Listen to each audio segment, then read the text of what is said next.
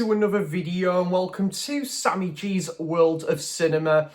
Today on the channel, guys, now I'm probably gonna start doing these recording these monthly watches videos kind of a bit in advance, really, you know, like kind of week by week. I'll kind of start putting these monthly watches videos together because as you all know, guys, like many of us, I'm also like a big movie lover, and I've already watched a ton of movies into the month of July. So I am actually, this first segment of the video, I am actually recording like on the 10th of 10th, is it?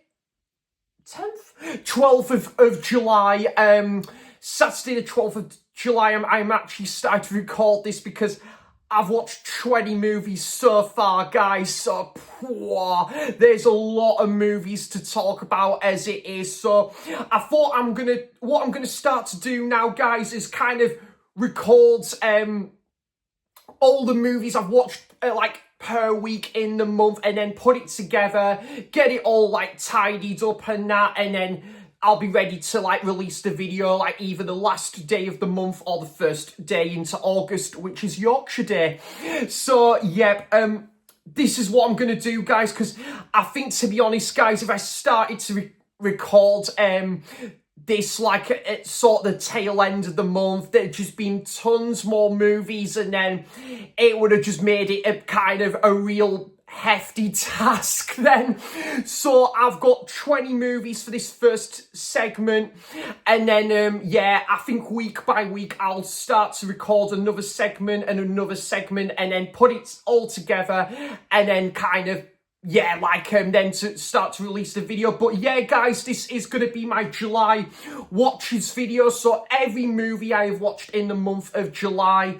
And I absolutely am loving this series of like monthly watches, just to tell you guys about all the movies I am watching per month. And it gives me a good opportunity to bring my letterbox diary to YouTube, pretty much. I've got this all jotted down here.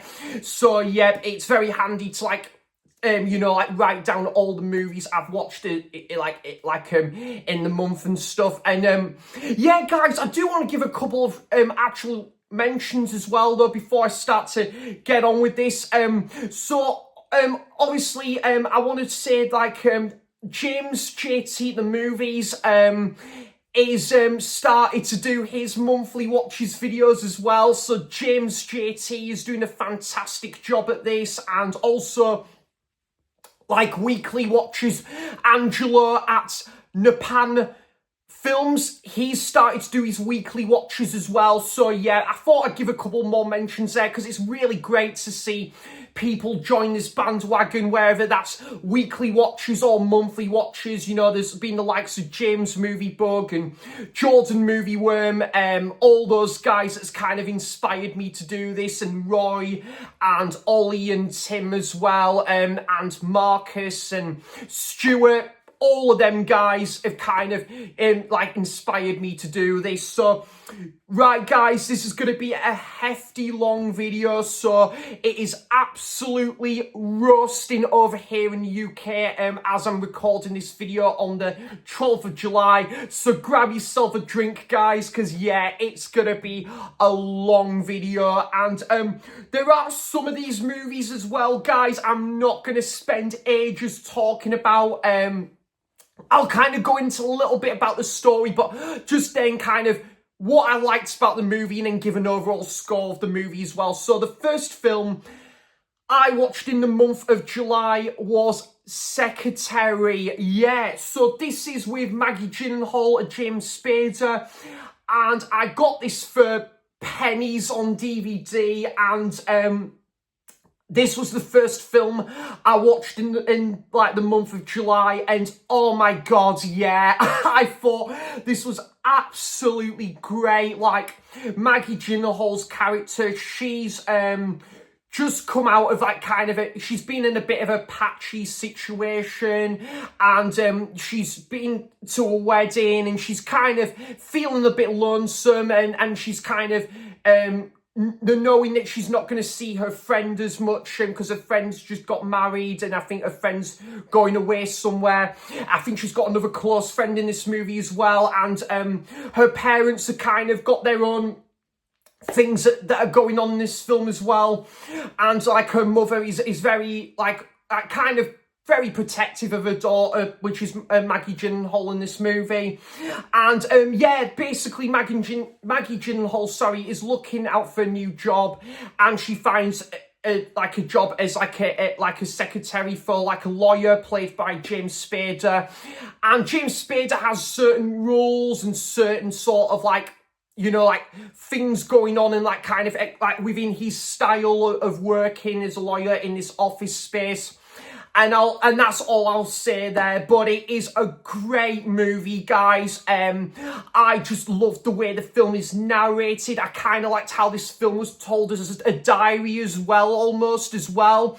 And yeah, kind of there's a couple of twists and turns in this movie throughout. Really good stuff, guys.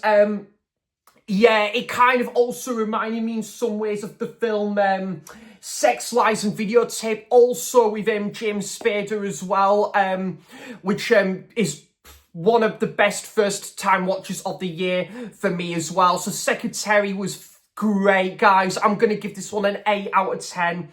Then I watched a film that Tim kindly sent me on DVD, and that is the film All the Boys Love Mandy Lane. Now, thank you very much, Tim, for the DVD of this, and it's a great kind of opportunity to watch the movie and to check out this movie as well, which All the Boys Love Mandy Lane, I thought this was fine. It was okay. It was probably, I don't want to say a one and done watch, because the film I think clocked in for about, I think it was about an hour and 20, and it is a film I am open to giving a second viewing, but I thought this film was just fine for me. I didn't dislike this movie. I didn't love this movie. I'm kind of just in the middle with this one. It was all right. I think just for me on this first viewing, that is, and of course the DVD, the film, I'm open to giving a second viewing to, but yeah, I think I just didn't find the story very interesting to this one, and I also, apart from one or two characters, I think, again, a lot of the characters were just very bland. They didn't really have much of it. They weren't like the best bunch of characters in this movie as well. They weren't very memorable, but there was some decent moments in there. You know, there was a couple of like really intense scenes as well. I did like the setting with the lake house as well, was pretty decent to this one, and you know, I thought there was a couple of like nitty-gritty scenes in here and there as well, some good build-up, some good tension, and yeah, it was an all-right movie. I would watch this one again, unlike Clown in a Cornfield, which if you watched my June Watches video, guys, you know I really didn't get on with that film. However, this film, even though the characters were a bit plain Jane, you know, like, or pretty plain as plain gets, really, I would choose to watch, I'd happily watch this film again, to be honest, because, yeah, but yeah, the acting wasn't the best to this one, I will admit, and yeah, I think they were just, I did find this film a bit uninteresting, you know, for a majority bit, but there was some all-right moments. It's definitely a film I would give another viewing to at some point. So All the Boys Love Mandy Lane, I'm going to give a 5 out of 10. So it was average for me, guys, but yeah, it's one I'm probably going to wait a little while till I go back and revisit this one.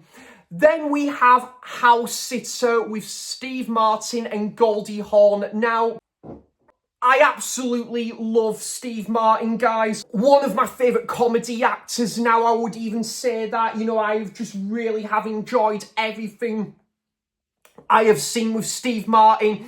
Even the cheaper by the dozen films, I've got a soft spot for them films because I grew up with them.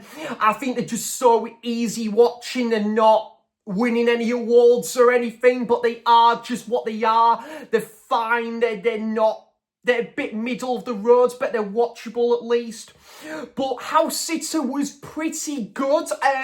Yeah, like the guy, you know, like this businessman who's kind of like, he's kind of got this sort of anticipation that he wants to take his like relationship to the next level, and he has built this dream house off the bat, and like one day, and this was not really a spoiler because I think this is at the very start of the movie anyway, but like his girlfriend basically is very overwhelmed by the fact that there's this dream house and she doesn't really know what to do, and she turns it down, and then that really kind of it really puts a thing, it kind of puts things to a grinding halt, and Steve Martin's character's just a bit, you know, like kind of a bit you know, like very like sort of deflated with how things turned out there. I totally, yeah, you can totally understand what the guy's going through, considering he absolutely loved this girl, and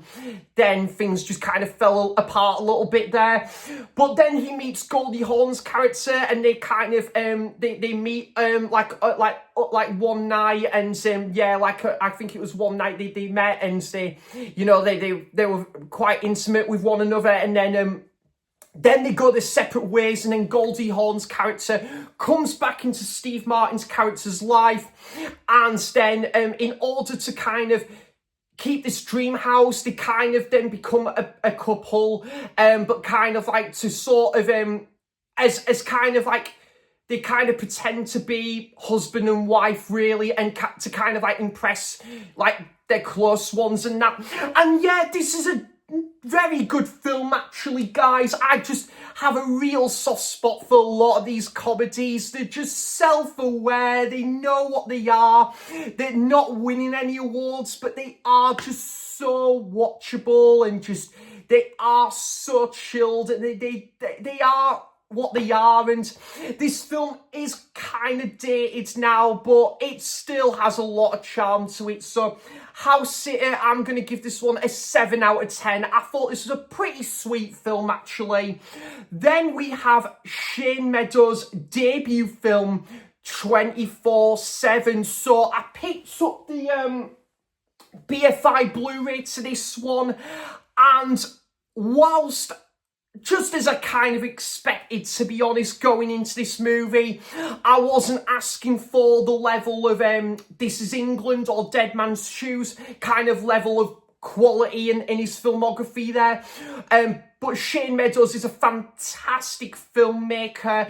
You know, it's kind of, a lot of his films are just really realistic, and you know, like this is kind of similar to like Mike Leigh or Ken Loach, where they kind of have similar styles in terms of their storytelling and their kind of their group of characters as well. And 24/7 was a pretty good way to kickstart Shane Meadows' career. So Bob Hoskins, he basically, you find at the start where he's like coming to this town, he's settled into this town like in the Midlands, and then he basically, I think one of like someone that he's kind of related to, like someone that he knows is kind of in trouble with the law, and I think he's been like, he hasn't been going to work, I think he's struggling with like drinking, and he's trying to help him get back on his feet. And then yeah, Bob Hoskins kind of like sort of becomes a bit of a like, I think he starts to do training at this gym, and like he kind of like wants to help these group of like guys to kind of like you know have somewhere to go as the kind of this community space. And you know, like, because like a lot of these characters have each got things going on, and there's this community space where they've got their own like boxing club, this gym, and Bob Hoskins is kind of like the leader of that, and they start to have their own group, their own like community space, and this was a pretty good film, guys. I didn't expect to see James Corden in this movie, to be fair, you know, like a young James Corden. I'm not a James Corden fan, guys, but yeah, he was not too bad in this movie, I will admit. And there's, yeah, Bob Hoskins, and there's a couple of recognisable actors in there, and the film suited being in black and white as well.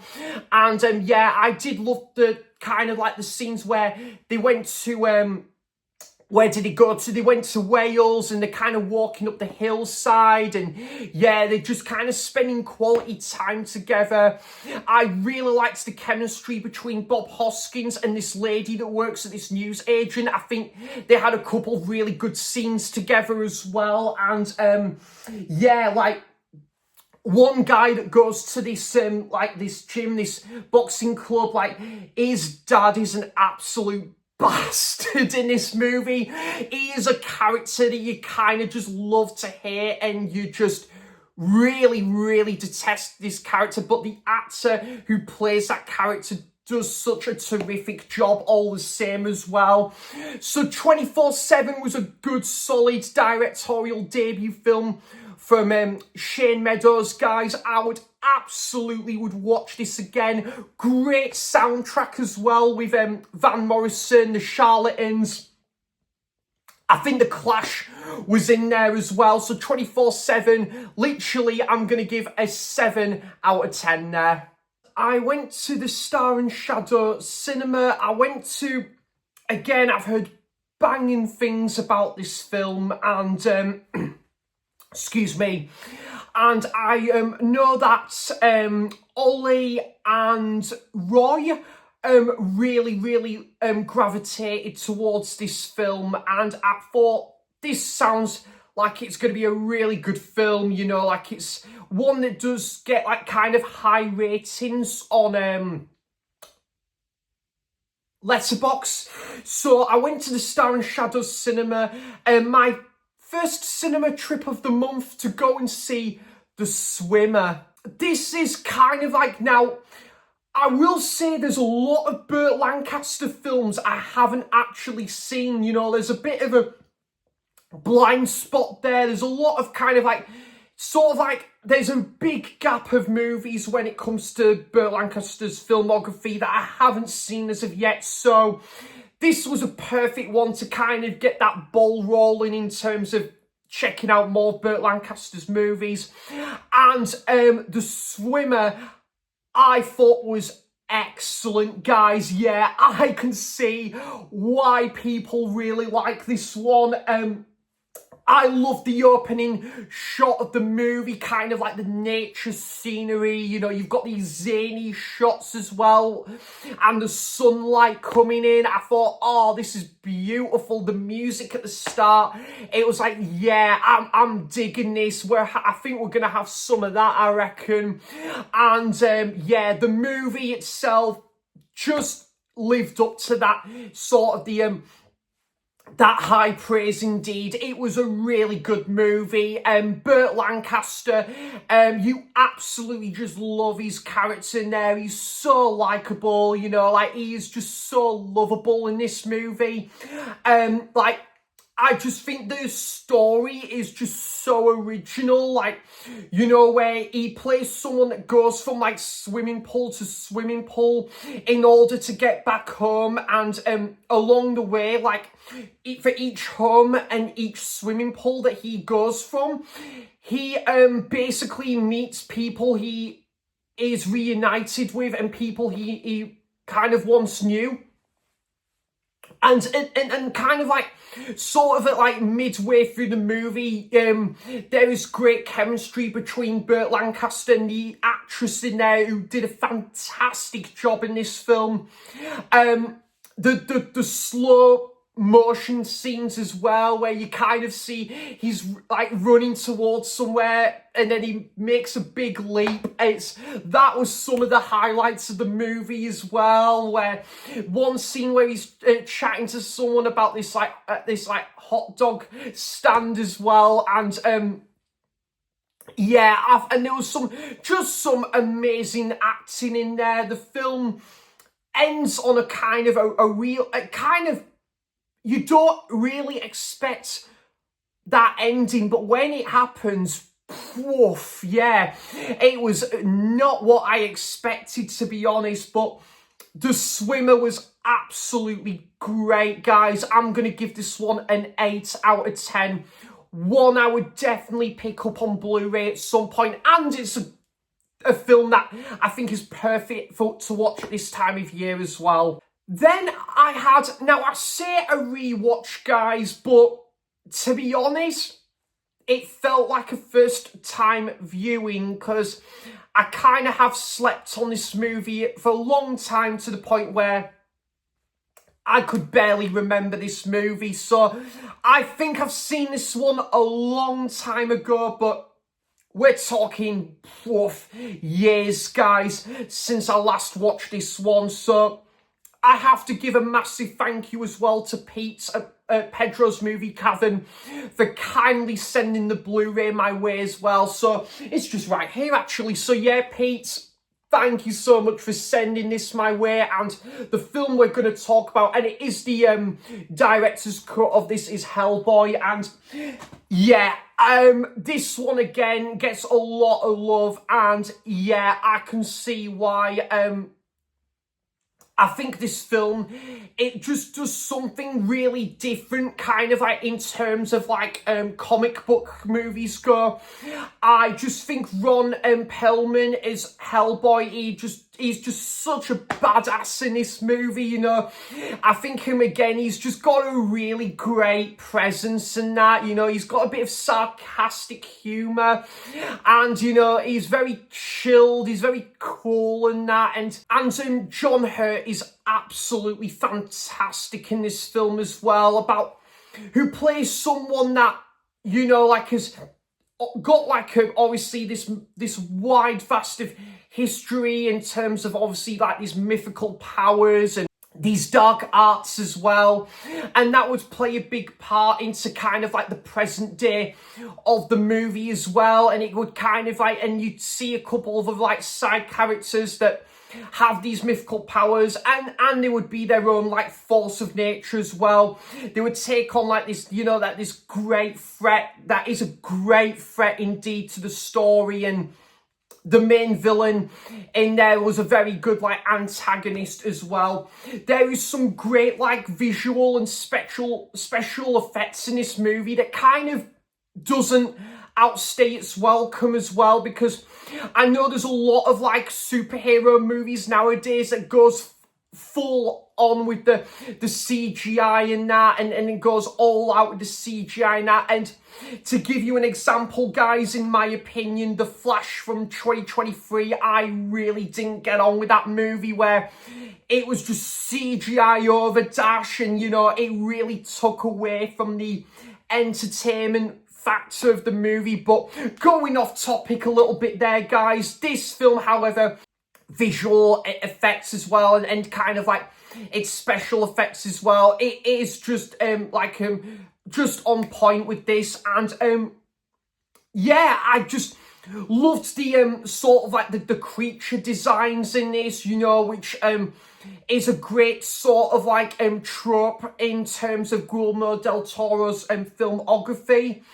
And you can tell this has got the feel of a Guillermo del Toro movie as well. And this is just great. Yeah, I loved this. Again, it doesn't outstay its welcome with the runtime either. It is just the 2 hour mark, I think it is just bang on. It is sweet and just on point there. And the great final act as well, that kind of flips it on its head with its sort of like concept as well. And it kind of like, when it goes dark, it goes really dark as well. And you are really just rooting for like your main hero in this movie, which again, massive props again to you know, like Ron Perlman's you know, like portrayal of the Hellboy character, because yeah, he just absolutely delivers in every scene. There is one epic scene in there with the subway station, and you know, I think he's taken on like the you know, this massive monster as well, and that is just again one of the absolute highlights of the movie for me as well. So yeah, Hellboy I think is a great time, guys. I'm gonna give this one an 8 out of 10 there. Then guys, I decided to watch a couple of comfort movies. Now I was back at my parents' as well earlier in the month, and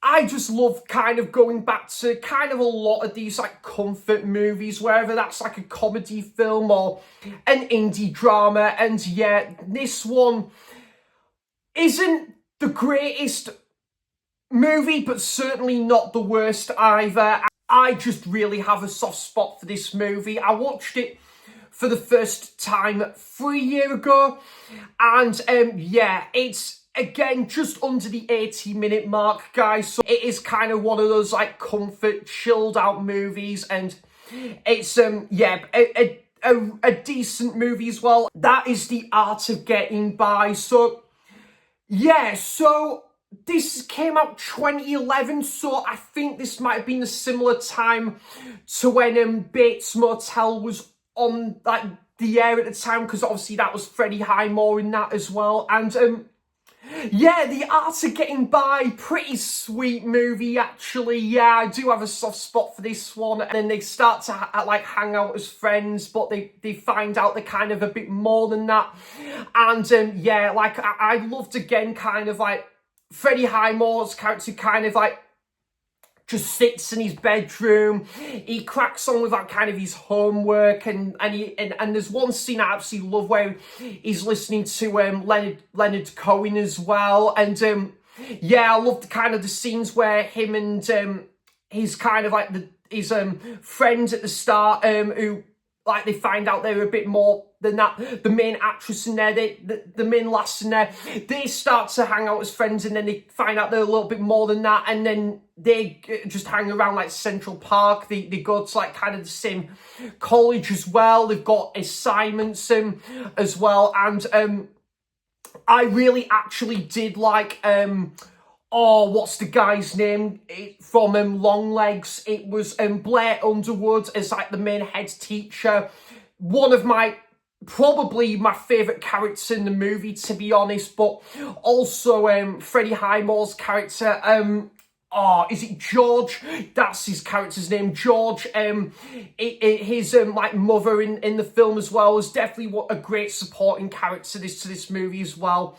But yeah, and the whole like New Year's Eve setting as well, and the Christmas setting. So like there was a part of this movie that took place at Christmas, so there was a couple of aspects that did remind me of Perks of Being a Wallflower.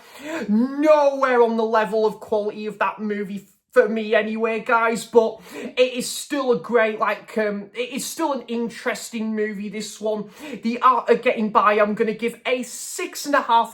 Now, this is definitely a movie for kind of, I would say, sort of like VHS movie lovers like myself, and this is definitely one for anyone who absolutely loves VHS, remembers the days of just going into Blockbuster or going to a VHS store, and this is a bit of a love letter to that, this movie is, and that is Be Kind Rewind with Jack Black and Mos Def and Danny Glover from 2008, and again, guys, just from that perfect era of a lot of these like comedies that are coming out, you know, like you had like the Hangover, Superbad, and you know, like Pineapple Express, and you know, like Yes Man with Jim Carrey. So there was a lot of great like comedy movies that was coming around this similar sort of time, and Be Kind Rewind is no exception to that. This is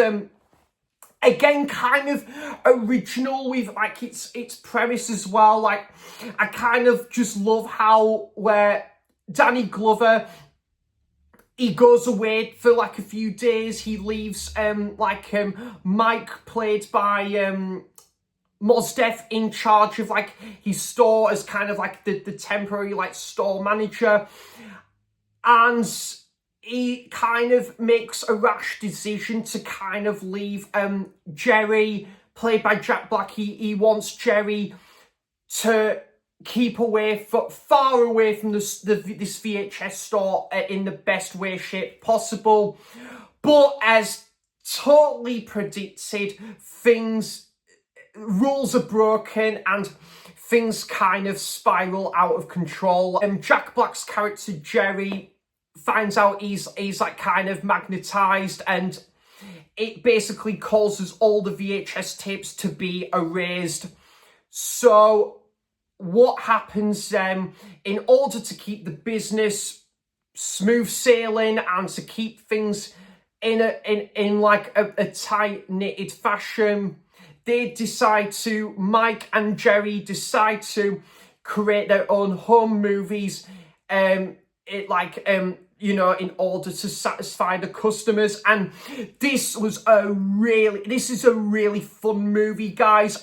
I've seen this one a few times over the years, and yet didn't disappoint on rewatch for me. This one, I love the whole side story with like Fat Swaller as well, kind of a love letter to Fat Swaller as a music artist, but also just a love letter to cinema, a love letter to VHS on its own accord as well. And also Mia Farrow, great supporting character to the movie as well. Just the banter that goes on in this movie,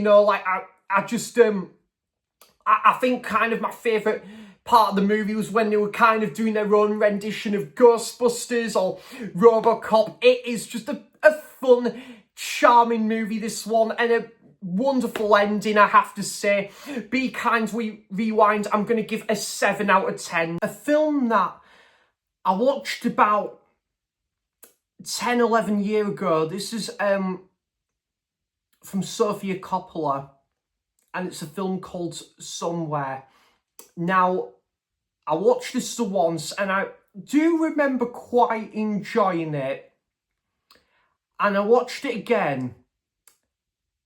I think I may have preferred it on this rewatch, I thought this was great. Yeah, really good, actually. Wow, this is really good. So Somewhere, about an actor, like someone it's like someone called Jack, I think, in the movie, and I think in the movie he's also an actor, his character, and he is he's kind of a bit of a lost soul at the start. He's got like his own routine going on, and he's very kind of, he's kind of close with a couple of ladies that he's quite close with, and then he out of the blue he gets like kind of just anonymous texts from this unknown sort of like number, and that kind of like, oh, this is where is this gonna go? Where are we gonna go with this sort of thing? And this keeps coming in and out of the movie. So similar to something like Punch Drunk Love, where nowhere as intense or immense as that, but you see the main character getting all these sort of like anonymous calls, and you're thinking, holy shit, this is really intense stuff right here. So it's nowhere as intense as that, but it kind of left a bit of a mystery feel to the movie. This was, yeah, really good. I loved the father and daughter chemistry in the movie. That was great as well. That was definitely probably the best part of the movie, to be honest, where you see the father and daughter just spending time with one another, and you see again Jack's routine, where he would go to like, again, he would go to like kind of like to an audition, or he would kind of like, he would be in the press as well, and like he would have an interview, that sort of thing. Really, it was a very good movie. You know, like kind of where you see the film at the start is kind of like, you see that come back later into the movie as well. And I loved the music from the band Phoenix as well. And yeah, just some great like shots as well, like at night time and that. And yeah, like kind of the road trip side of the movie was really good here. So yeah, this is a great watch, guys. I really had a great time with this film, and yeah, like this is there are it's just, again, like there are some subtle scenes in this movie, you know, like where you find that Jack is in a bit of trouble, but then you kind of find something lifts his spirits again, and it kind of keeps him on the move, shall we say. So yeah, the film Somewhere, I'm going to give an 8 out of 10 there. Then I went back into Steven Soderbergh. Again, I went and watched the film The Informant. Now, I don't know what I thought of this movie, to be honest, guys. I think I liked it. I think I did. There was a lot of this film that just, I was trying to get a grasp of what I was watching and trying to keep up with it, if that makes sense. There was a lot to admire, you know. Matt Damon gives a stellar leading performance, possibly one of his best performances in this. I would say he was great in this. And I thought this was okay. I was left a bit cold with this one, I must admit. I think just because there was a lot to digest from this film, and there was a lot going on. It was very quick. It was very fast-paced as well. And I was trying to keep up with what was going on. And don't get me wrong, as I say, a lot to admire. Clancy Brown, again, great supporting character in this movie as well. And Matt Damon, you know, like, he makes some questionable decisions in this film. Don't get me wrong, obviously this is kind of just based off kind of, you know, what's happened, I guess, in this sort of like behind these real life events, and kind of like it's based off that, so I can get that. But yeah, it was, when you see kind of he's trying to doing all he can to get this promotion, and then he wants to go a bit deeper into all these, like, just about kind of these, you know, like conspiracy theories, and, you know, kind of, then he wants to kind of like get involved with kind of the FBI and show any kind of evidence that he finds, but yet it goes into the wrong hands and that sort of thing. I don't know, to be honest, guys. I was a little bit underwhelmed by this one. I think I felt a bit it just reminded me a little bit of the film The Big Short, where there was a lot going on, a lot to admire as well. The acting, of course, and, you know, there's a lot of good stuff. But there was some stuff in this film that just went a bit over my head. It could have just caught me on the wrong day, and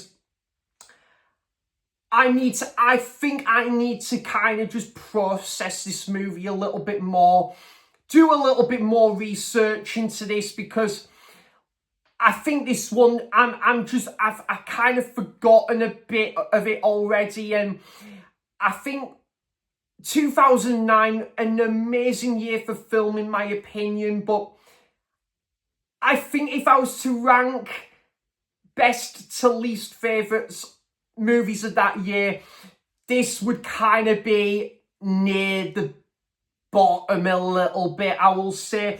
But this was not a bad film. Interesting, like, you know, to kind of learn about this guy and, you know, like kind of based off the real life events and that. I don't know if this one's going to be rewatchable for me. I will return to this movie at some point in the future, but just not in a massive hurry, guys. It was okay. It was fine. I was just a bit underwhelmed by this one, and I think just because with the heat wave we've had in the UK, maybe I just watched this film at the wrong time. I don't know. Maybe just there was just kind of times in this movie where I just checked out a little bit, but it was interesting, I will say that for now.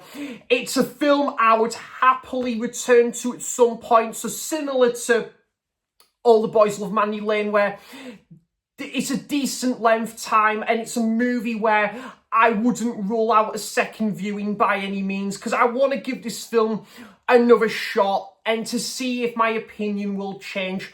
So The Informant, I was a little bit disappointed with this one, to be honest. I'm going to give this one a 5.5 out of 10 there. Crazy Stupid Love. Now, this film, I remember James at Movie Bug and Tracy at Nerdy Film Girl speaking really highly of this, and I think Roy really likes this film as well, actually. I remember him talking quite highly of this film, and Ollie did as well, and few people recommended me this film. I thought, do you know what, let's get the Blu-ray for cheap as chips, let's see what this film has to offer. And Crazy Stupid Love was great. It was a bit of a comedy, and you know, it has every right to be classed as a rom-com or comedy, kind of what you want to call it, really. It's kind of got a blend between that rom-com and drama.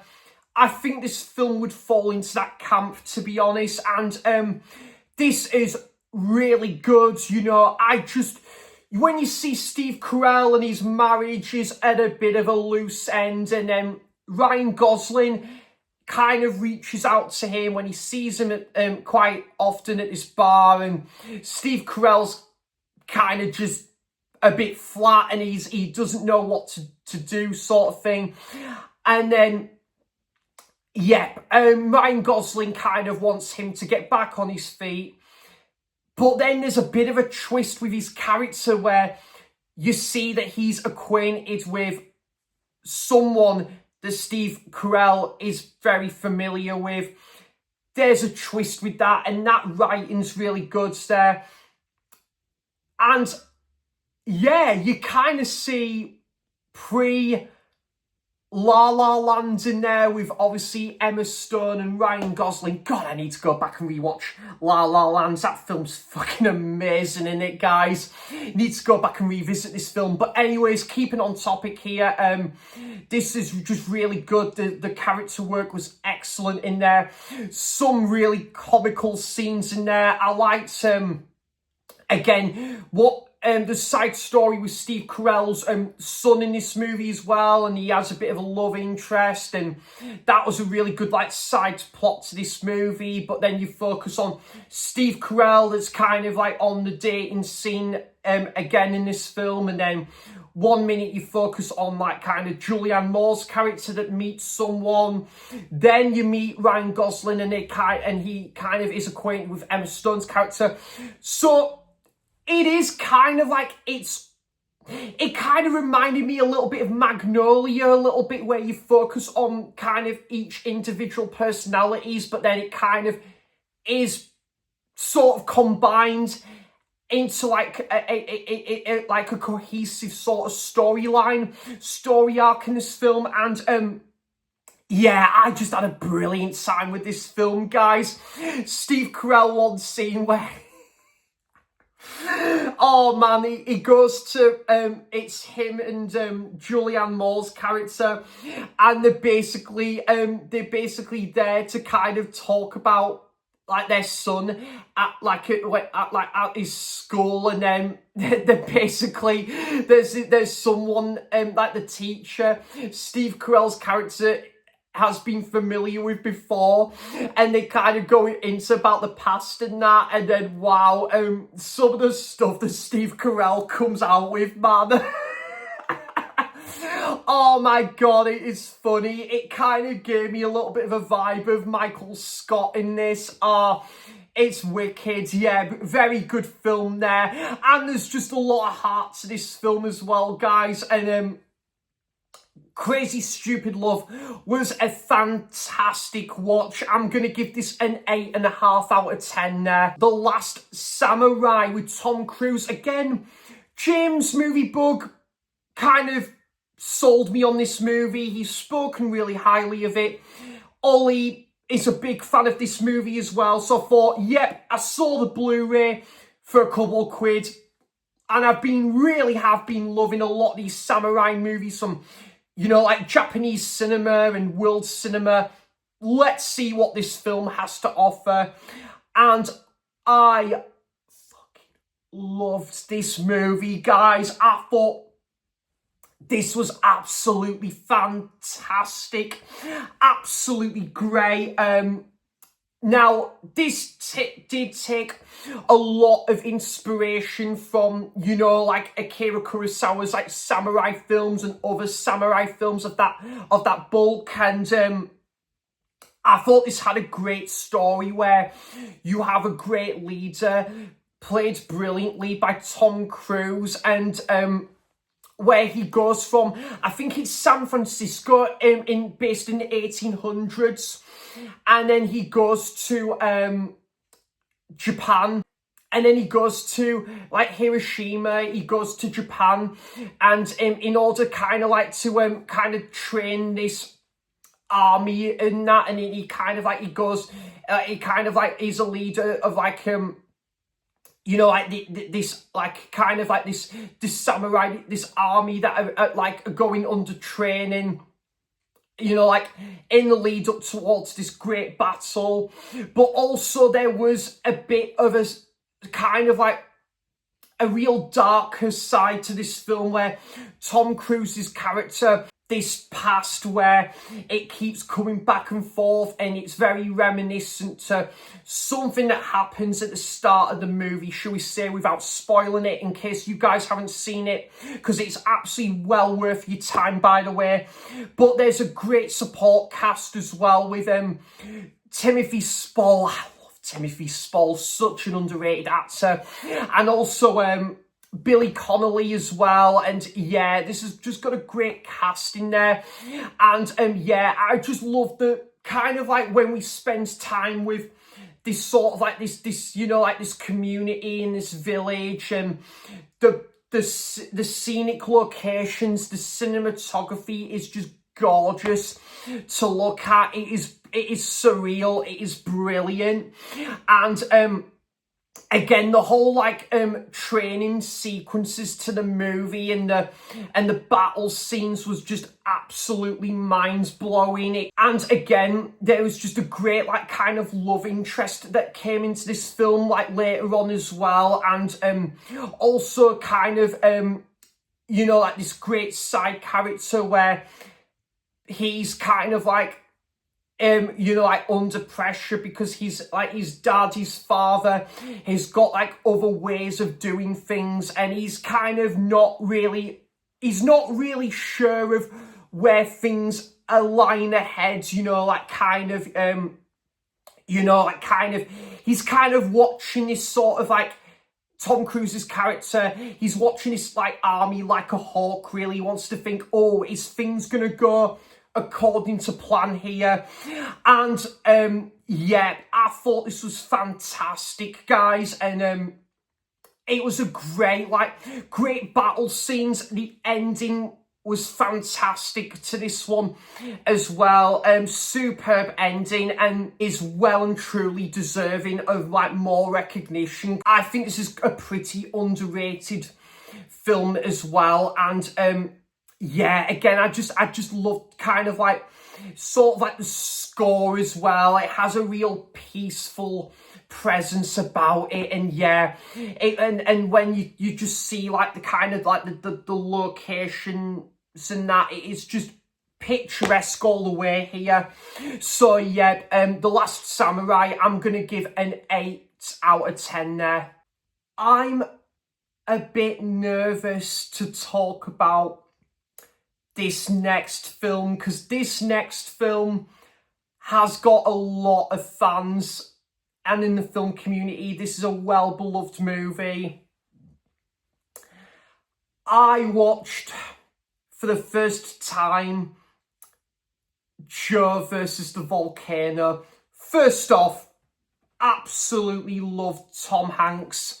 One of my favourite actors. I love Tom Hanks and Meg Ryan.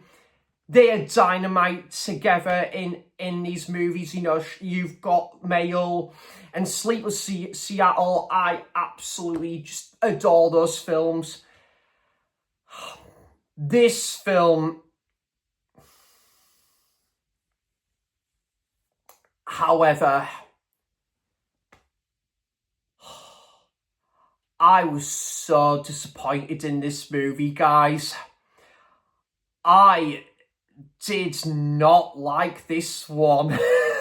My God. Oh my God, yeah. I know, right? It's crazy, but talk about disappointment indeed.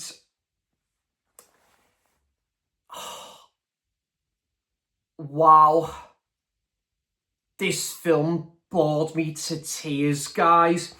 I am so sad to say that, because I love Tom Hanks and Meg Ryan. I love both of them actors, but this film was so boring.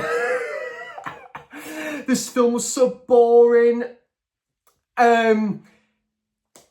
Okay, Tom Hanks plays someone called Joe, who is a good enough protagonist, right? He finds out this life-changing news, and he's just on a bit of a decline. He's not doing too good in his life. You really sympathise, you feel for his character. I think he does go to Chicago, LA. He goes to meet someone at the start, I think. He works at kind of a bit of a dead-end job at this office. Then he kind of sort of trails away from that. He then goes to meet someone in Chicago, LA, and then he goes on this cruise across overseas to this island. There was just some baffling stuff that went on in this, and there was just a couple of just so odd moments, like Tom Hanks and Meg Ryan, this boat is just it's crazy, right? It was why did this happen, and where did this come into the picture? And then you see them kind of hit the boat, and then and then this other boat comes in, and it's like, I was a bit lost at times, and then they went to this island, this tribe, and that is probably where the film kind of picked up a little bit for me. Shame about the first hour and 20 minutes, all right? It was a slog to watch this an hour and 35 minutes that felt like 2.5 hours. The whole thing with the volcano, and then when you get to that, and then when you get to that ending, you think, that was not great, wasn't it? I thought this movie was a bit crap, to be honest. I'm so sad to say that. I was so looking forward to this movie, but I'll give it another watch at some point. Don't get me wrong, guys, this is only my opinion. At the end of the day, fair play to the people that love this movie. I'm so pleased you enjoyed this. I really am glad that you get a lot of enjoyment from this movie. I really wanted to love this movie. Don't get me wrong, guys. For Tom Hanks and Meg Ryan as well, who easily carried this movie, despite this was a very uninteresting movie. Yeah, I'm just going to leave it there, guys. Versus the Volcano, I'm going to give this a 4.5 out of 10. This movie, it exists. But thankfully, Sleepless in Seattle and You've Got Mail came out after this movie. So they're two brilliant movies. So there is that, I guess. I think 2014 could be one of my favourite years for film. We had a brilliant discussion for this, by the way, on Ollie's live stream a few weeks back. I went back and rewatched Boyhood, and this film holds a special place in my heart because this was the first film I ever watched at Tyneside Cinema, and it's a film I've gone back to a few times since then. And oh my goodness, guys, yeah, I absolutely love and adore this film. I think it is just phenomenal. Like, Richard Linklater to just, you know, like, master his own craft. This is just how you do a movie in terms of, like, following a set of characters through a decade, getting on 20 years with the same cast and crew. I think this film was filmed over 12 years. I just got to give a massive shout out, and this is just massive props to the wonderful filmmaking behind this film, following the character of Mason from a young age to a teenager to an adult. And we also follow the lives of this same set of characters. Patricia Arquette as the main mother, Ethan Hawke as the main father. They do absolutely stellar jobs. I love their characters in this movie and the whole family side to the movie. But then when you focus on Mason's character as well, and, you know, like, he's growing up and he's doing, you know, skateboarding, you know, like, he's got a fixation with, like, rocks as well and art, and then you kind of see that he's just evolving as a character. He meets a girl, and, you know, he meets a lady along the way, and then he has a, you know, like, he's spending quality time with, like, his friends as well. I think this film is just phenomenal. There's a lot of emotional beats to this film as well, and Boyhood is an absolutely fantastic movie. One of the best movies I think I have ever watched, to be honest, and for this to come out the same year as Whiplash and Grand Budapest Hotel, 3 of my favourite films ever to come out that same year, and for that alone, this has to be one of my favourite years for film, to be honest. Like, 3 films that are 3 of my favourite films ever to come out in the same year is enough to say it is one of my favourite years for film. It just has to be, and this is just a wonderful, wonderful and beautiful movie to watch. Like, you follow these characters through, like, you know, like, through, like, the years and stuff, and oh my goodness, yeah, this is just absolutely incredible. This is the movie I needed after watching Joe Versus the Volcano as well. Like, Joe Versus the Volcano, that is rubbish. This is genius. This is far, far more impressive in my opinion. And yeah, I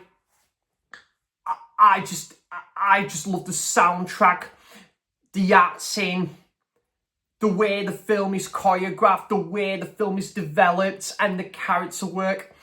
Everything about this movie, it fucking rocks. It is a it's masterclass filmmaking, and everything about this movie is damn perfection in my opinion. It's going to be no surprise, guys, what I'm going to give this film out of 10. Boyhood is going to get a 10 out of 10 for me. I think this film is just absolutely class. And yeah, I need to get the Arrow 4K sets of this at some point as well. I watched this on Ollie's recommendation, and I am a sucker for these like indie dramas, you know, like these comedy dramas that's got a, you know, like it's an indie drama and it's got a comedy, you know, like, you know, it's a bit of a comedy as well. And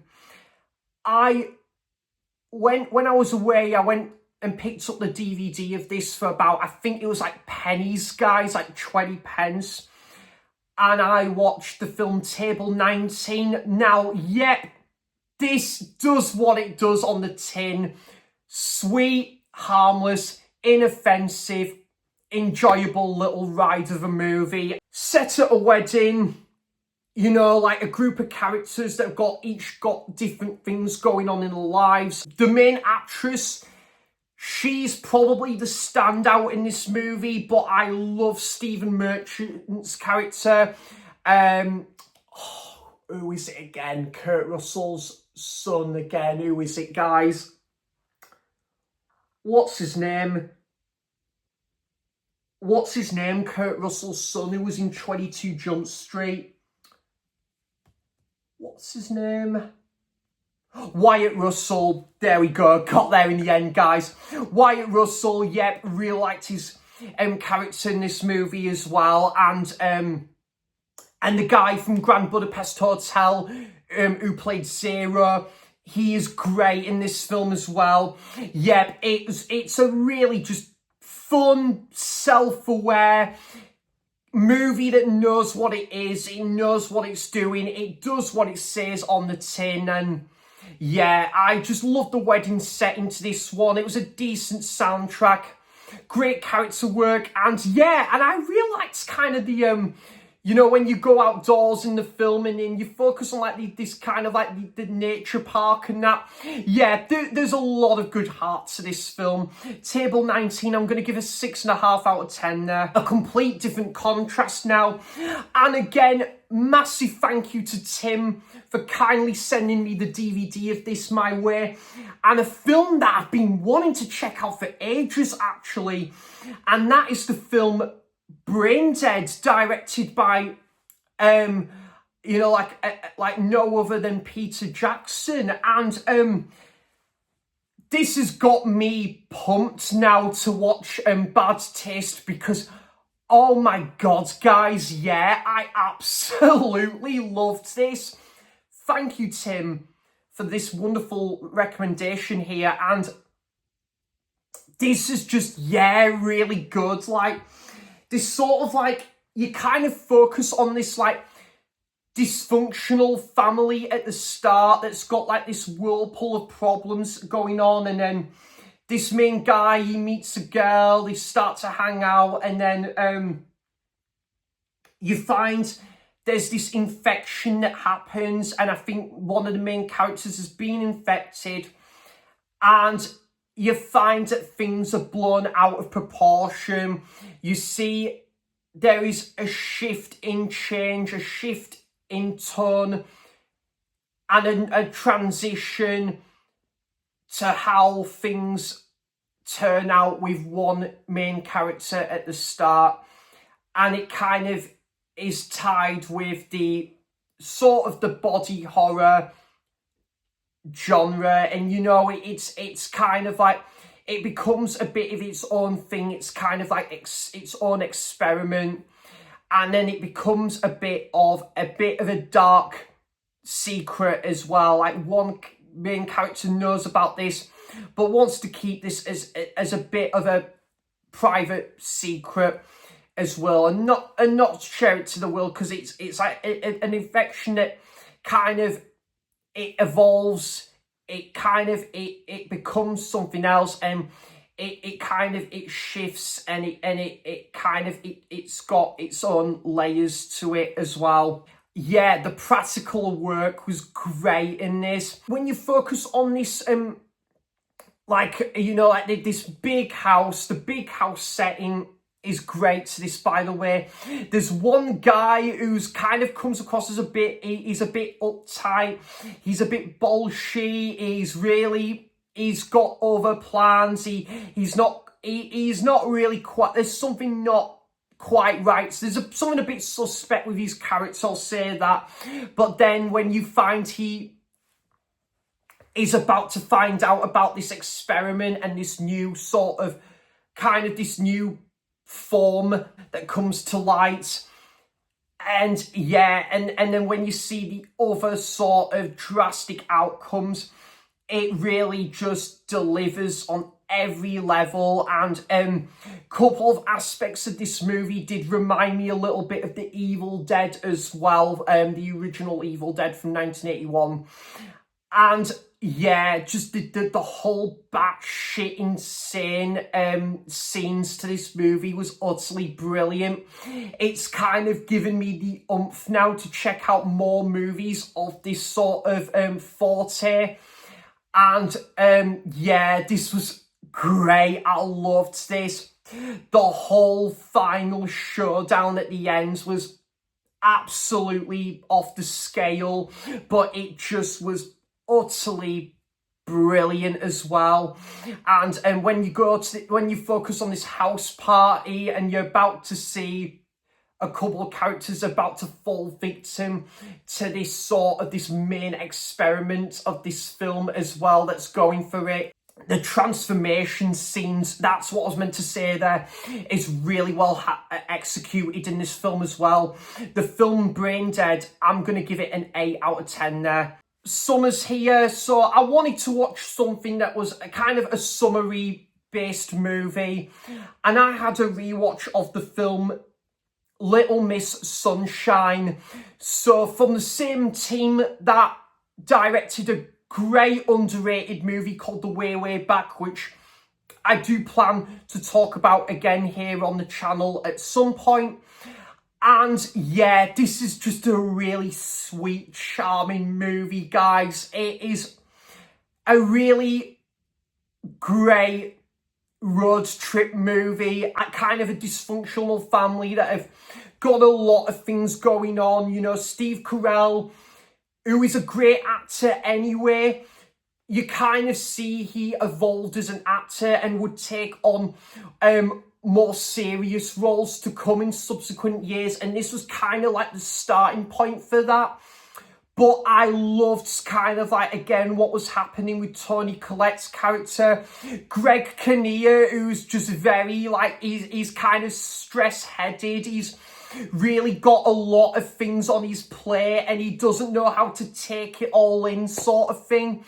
And, you know, he's very like under pressure, like with work and that. And when you find out that they've got to like make that promise to their daughter, and, you know, like Greg Kinnear and Toni Collette's character makes this promise to their daughter that they're on the way to go to like their daughter's competition that she's about to enter in. And yeah, this is a really good, sweet, wholesome movie.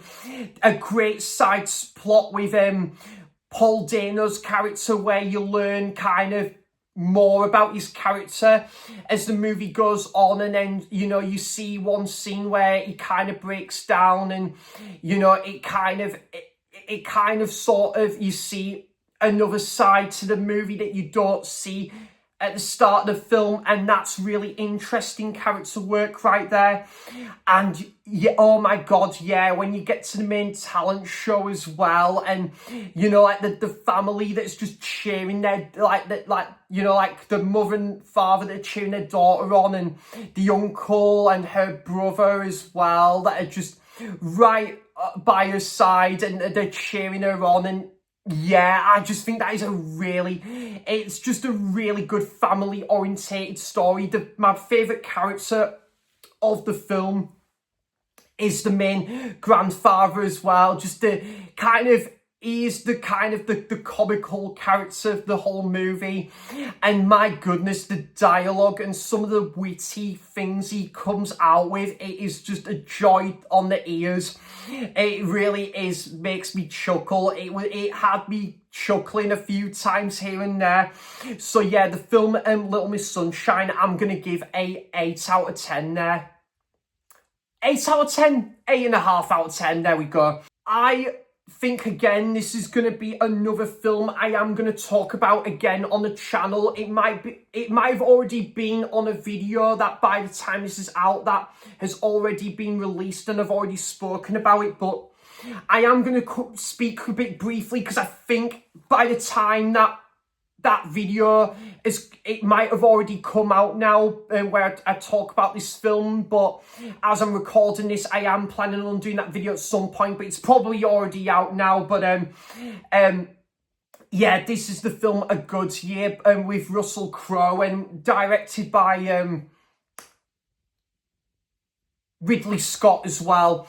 And yeah, this is a really interesting movie here that doesn't get the best ratings. It doesn't do anything brilliant or anything like kind of, like mind-blowing, but it's kind of really interesting as well, where it's got a lot of sentimental value as this movie. And Russell Crowe, who's really just, he's kind of hot-headed, he's very in command with his job.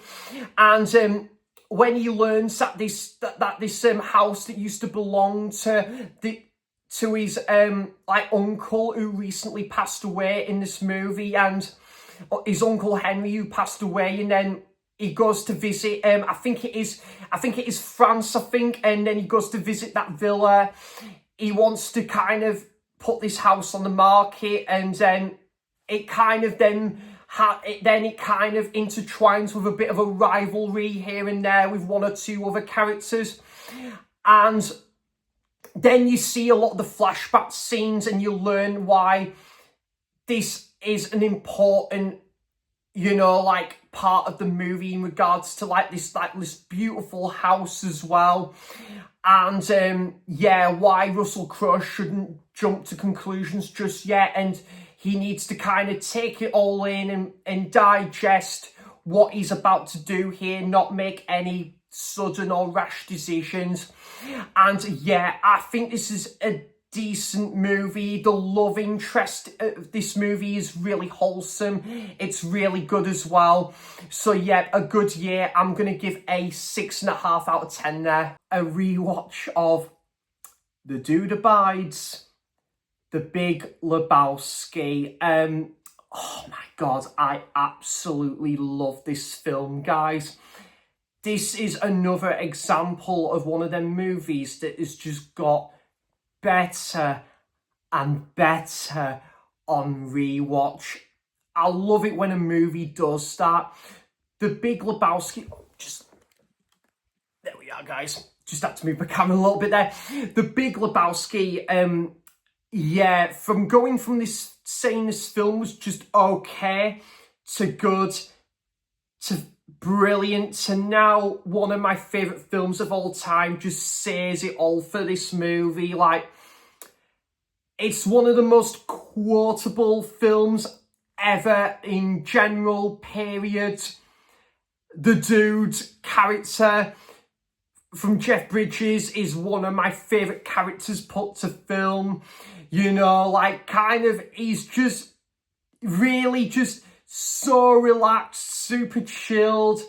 You know, he's got his own routine. He tries to keep himself to himself, and he's got his own, like, hangout with John Goodman as Walter, and Donnie, who's such a gentle soul, played by Steve Buscemi. And yeah, the dialogue and their chemistry is just utterly brilliant. The Jesus character, played by John Turturro, even though with the minimal screen time that guy has, he is still, with the scenes he has, he is one of the standout characters in the film. But oh my goodness, yeah, Walter is my favourite character in the whole movie, where he brings this dog to the bowling, and like, he goes and says something. He goes on a tantrum, and he says, "I'm not buying this dog new shoes. I'm not buying it a beer. You know, like, I'm not like bringing him to bowl here, man." Oh my God, it is just an incredible, bewildering, wonderful movie. This, like, again, just the crime comedy, you know, like, possibly on another day at its finest. The soundtrack is absolutely next level in this film. And again, the film that kind of goes through on a journey where it was a bit more grounded at the start, but then when you kind of focus on this main sort of event, where wherever it's focusing on the dude's rogue or this missing person, and then the film takes you on a journey from then on. It is absolutely incredible and engaging to watch. And there's just some amazing laugh out loud moments where Walter's just smashing up this car, and then he gets mistaken with the wrong person's car. And then obviously the scene where he tells off the guy at bowling over the line, and then basically he just absolutely loses his shit. Oh my God, it is absolutely fantastic stuff right there. But yeah, I absolutely love this film, guys. Just one of the most quotable movies ever, with "I'm Lebowski, you're Lebowski, you've got the wrong guy, I'm the dude here. Take it easy, man, there's a beverage here." Yeah, there's just bucket loads of great memorable quotes in this movie, guys. And yeah, absolutely wonderful stuff from the Coen brothers right here. The Big Lebowski, 10 out of 10. What a fucking great time the dude abides in. A long-awaiting rewatch of a film that swept at the Oscars, you know, like, it was, again, another incredible year for film with 1999. And this is a film I've only seen the once. I think kind of what inspired me to go back and revisit this film was watching Ash at Popcorn and Horror and Jodie when they spoken really highly of this movie on their channels fairly recently. And I went back and watched the film American Beauty on VHS. So this is a fantastic film. The acting's amazing in this film. You know, like, the chemistry, the dialogue is superb. The whole fantasy elements of this film, the way the film is narrated, and the kind of the high angle shots as well with the trees and that, and the way the film is narrated as well, the soundtrack and the iconic score from Thomas Newman, and kind of like the way the film, you know, like is kind of filmed as well, you know, with that, like its camera techniques as well is excellent. It's well put to screen here, and there's some dark shit that goes on in this movie, especially with, you know, like there's Chris Cooper's character and his son, and kind of like he's a very bolshy, uptight sort of character, and you know, like he kind of wants to try and sort of give his son life lessons, and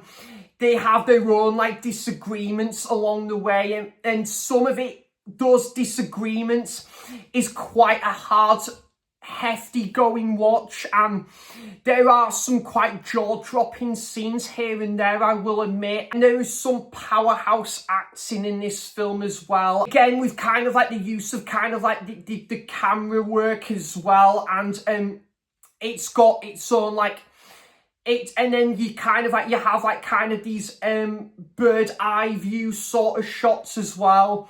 Yeah, so this is a really interesting film, a fantastic film, well directed by Sam Mendes, a film that wouldn't probably get made now, but to kind of like look at the film of its time, and you know, like as a story and a film on its own accord, it is a fantastic film, despite there's not a great rewatchability there, but like kind of like for one reason or another, but it is a really good movie on the whole.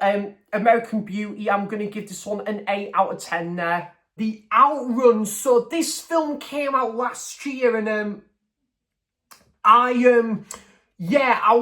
was actually planning on going to the cinema to see this one, but I just don't think I ever got round to it, guys. I think life just in general and other stuff and that as well, so I didn't get round to the cinema to see this one, so I checked it out on Netflix.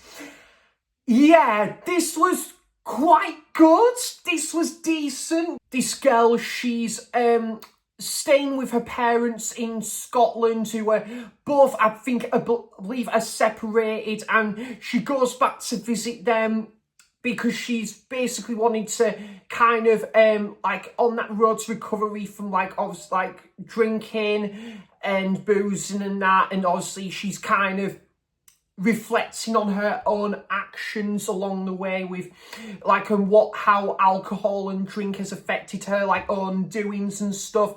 So she's kind of reflecting on kind of her like past relationship, and she's also wanting to, and she goes to like this recovery center as well.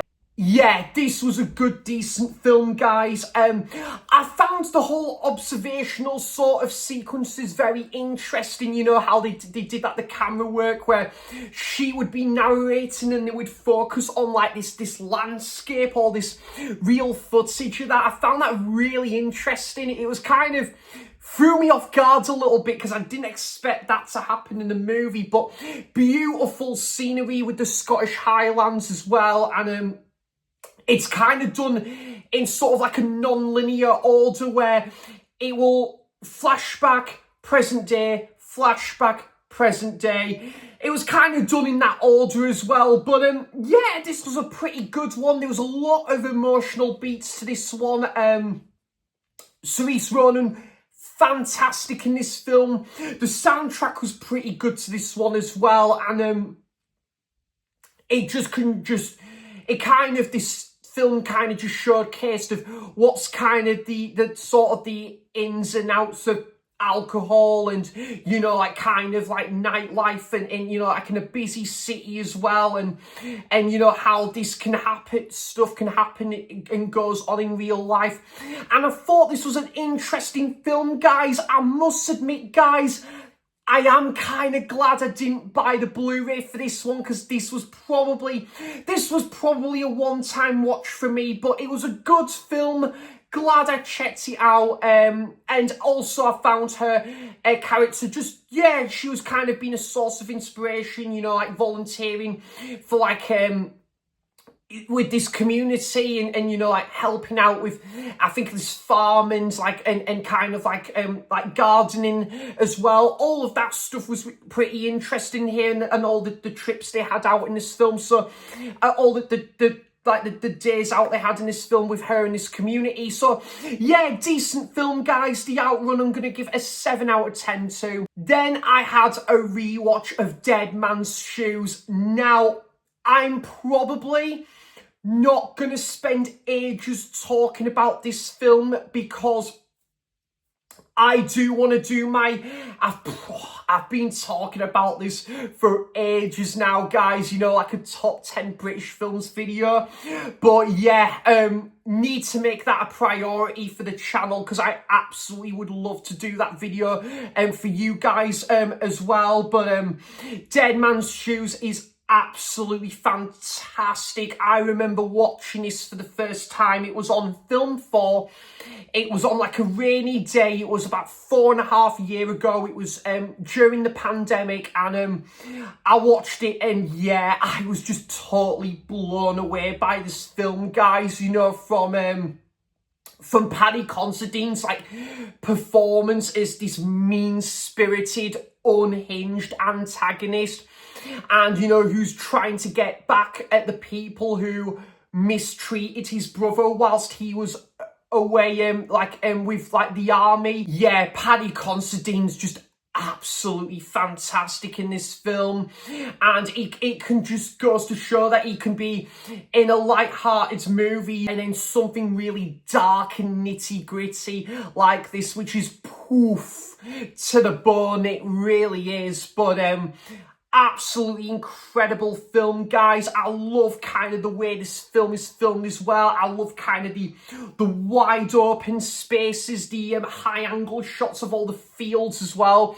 and there's that real sort of daunting music as well, because I think this film it is also takes place in the Midlands, but the kind of the original, I think it is the original songs or folk songs, just really adds to the moodiness of this film as well. Great choice of characters as well to you know, like rival off with our main leading character here.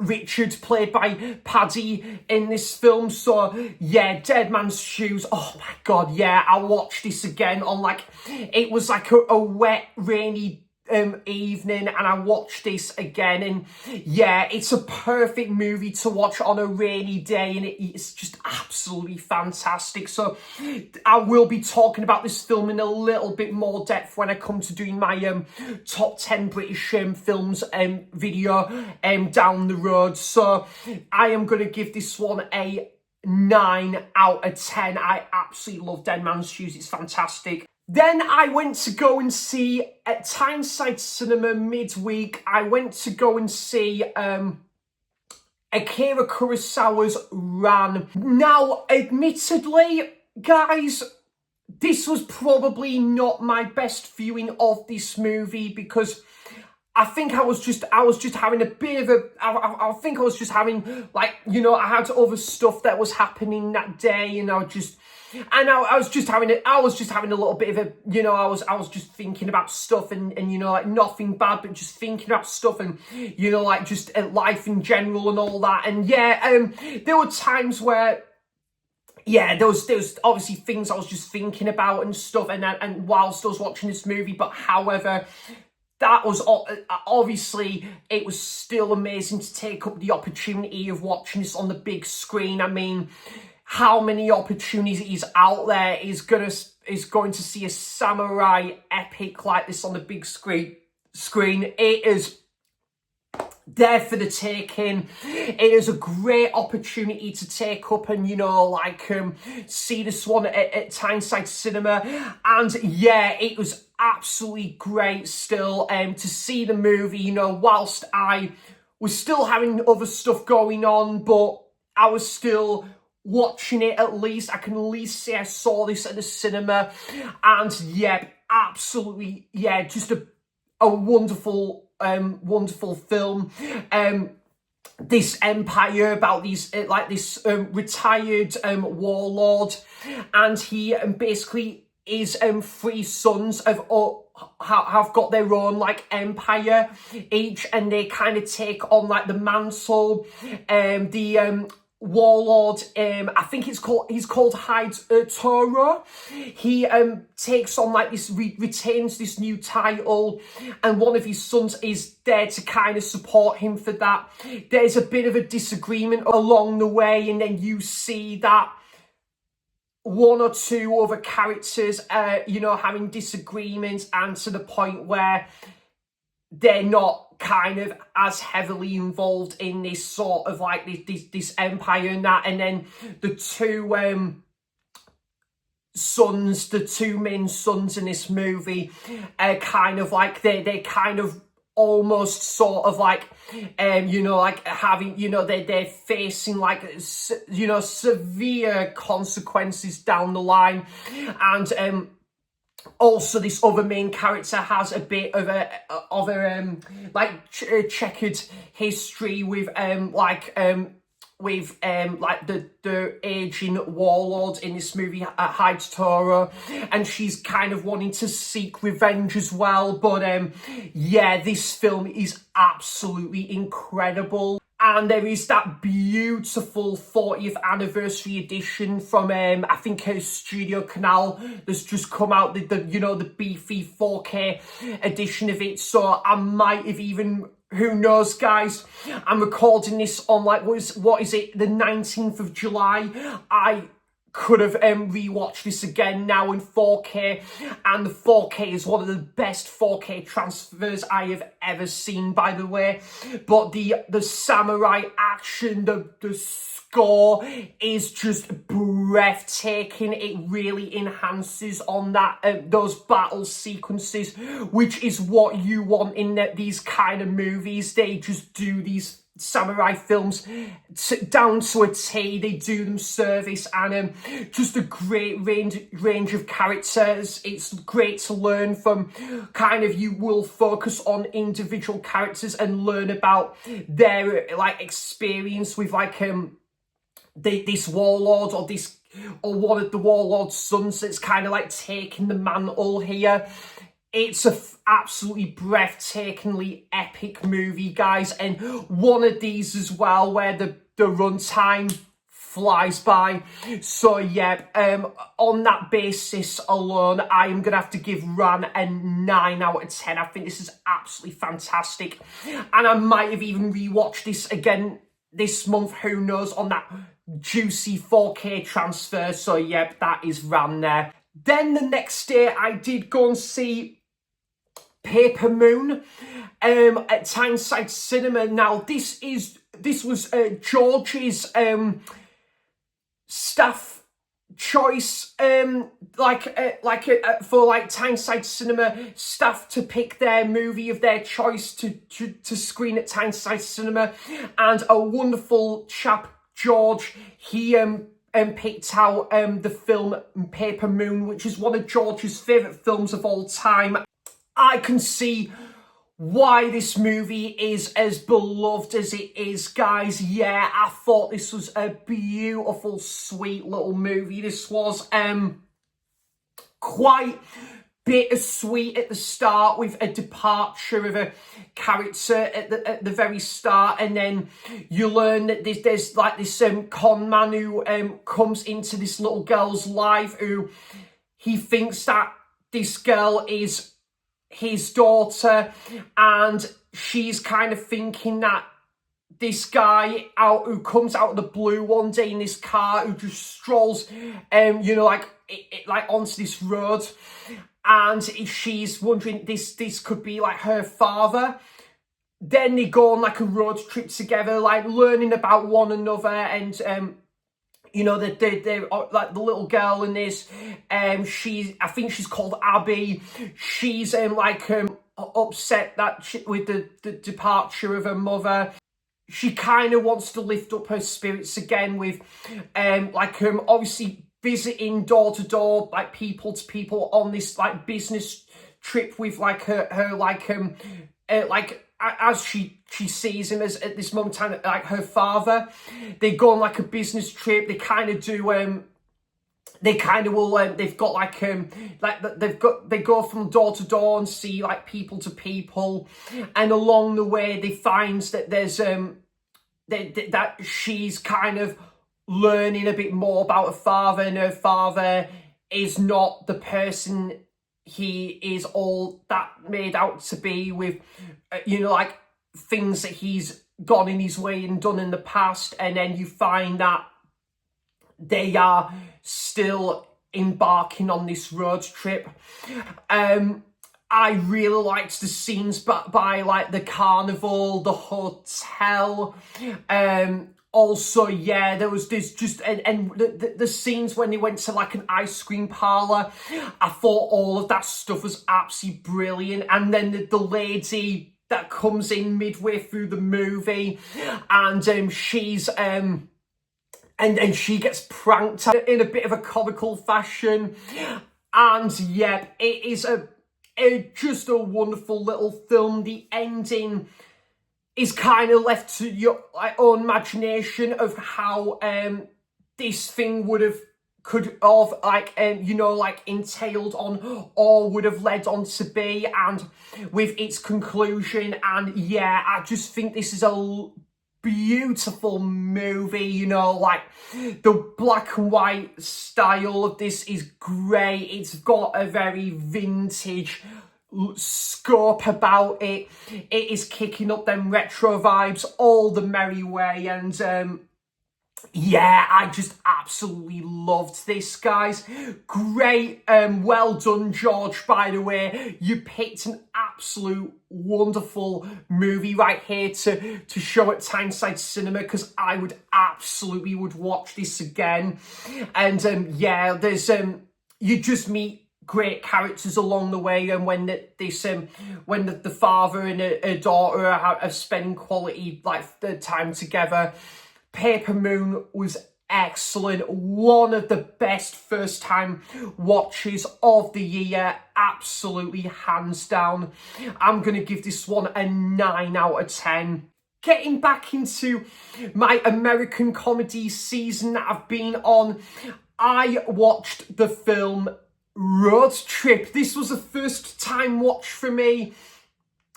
And I've got to say, guys, I thought this was pretty great. I loved this. You kind of would see where Todd Phillips would evolve as a director, like this sort of similar style of humor. You would see a spice of that would be rendered on into something like The Hangover in 2009. And yeah, this is just a really fun daft movie where college and this guy who's just recently broken up with his girlfriend, and then he meets someone after they broke up, and then he learns that his ex actually now is thinking about wanting to get back together. There is a videotape that was mailed to her by mistake with obviously just a bit of with a bit of privacy on it. And oh my god, the guy, you feel for him, he is so incredibly embarrassed. So what happens is, guys, in order to get there before this videotape is sent to this guy's ex-girlfriend, him and his friends decide to make a road trip out of it. And oh my god, yeah, this was great. The scene by the diner, the scene where they did jump the over the bridge, and the car is buggered. Oh my god, it is so funny, guys, at the scene where they go to that other university, and oh man, Tom Green with the experiment of that snake and the mouse. Wow, this is just so funny, guys. I love this era of comedy as well. We just do not get comedies like this anymore now. It is really just good. And yeah, like the scene where the guy who looks like Tobey Maguire, he is just like dancing, swaying away to like Beastie Boys and that. Oh my, Beastie Boys, sorry, Run DMC. Oh my goodness, guys, this is so great. I really enjoyed Road Trip. The scene with that guy who looks like Tobey Maguire and his father is absolutely livid. Oh man, it is fucking great. I had a great time with Road Trip. A film that might not get made now, but it's one of these where it's of that decade and that perfect time of comedy, and it just works as it and it's great as it gets. Road Trip, I'm gonna give a 7.5 out of 10 there. But to get back into Wes Anderson's season again, kind of, you know, tapping into that rhythm again with like reviewing Wes Anderson's filmography, I reviewed and I rewatched The Darjeeling Limited. Oh, I love this movie, guys. I think this is such an underrated movie as well. Like, one of Wes Anderson's more grounded pieces as well, where, you know, like, it's just like a great definition of like that brotherhood sort of movies as well, where three brothers are on that spiritual journey in India and they're just really just taking it all in. They're soaking up that the what surrounds them, and you know, they're really exploring the cultural side of. They go to like meditation. They, you know, like they kind of go to like these sort of like historic buildings as well. It is just a really good movie, guys. The first half on the train is probably my favourite part of the movie, but the second half of the movie where it's just the three brothers and they're on the roads, they're kind of, you know, like they're kind of on that, you know, continuing on embarking on that spiritual journey, and yeah, and then they're by like the river and stuff, and then they're on this coach, and yeah, I think this is a great film of two halves, and you know, there's quite varied in style as well, but this might not be as sort of as artsy and, you know, as kind of stylistic as the previous movie, Life Aquatic with Steve Zissou, but it's still a great film. All the main three leads with Owen Wilson, Adrian Brody and Jason Schwartzman, they all put their heart and soul into this film as well. They were born to play these characters in this film, and yeah, they're really just going through like different stages in their life. They're not, you know, like feeling you know, like as enthusiastic as they want to be, but you learn more about that over time in this movie as well. So The Darjeeling Limited, yeah, had a great time with this one on rewatch, guys. It is almost like a comfort movie as well. It's a great example of like a travel movie as well, and yeah, it's got that real escapism feel about it. It's just really good, and the color grading, the soundtrack, the color palette is it's gold. So yeah, Darjeeling Limited, I'm gonna give an 8 out of 10 there. A long awaiting like title to be released on Blu-ray over here in the UK, and now even on 4K, and that is Human Traffic with John Sim, Danny Dyer, and the list goes on. Oh man, yeah, it was great. to revisit this one. I just think, who is it, the DJ in this film, Coops, is got to be contender for one of the coolest movie characters ever. You know, like when he's working at that record shop and he has that conversation with the guy about hip-hop and stuff, that was just brilliant. But Danny Dyer, yeah, he pretty much is one of the standouts in the movie as well. Like, he kind of has a little bit of a sort of hit and miss relationship with like his like dad, and then he kind of wants to move out, and you know, like he's obviously out on the town on the weekend, and you know, like, and obviously meeting John Sim and the Coops and the few of the other guys as their own like circle of friends.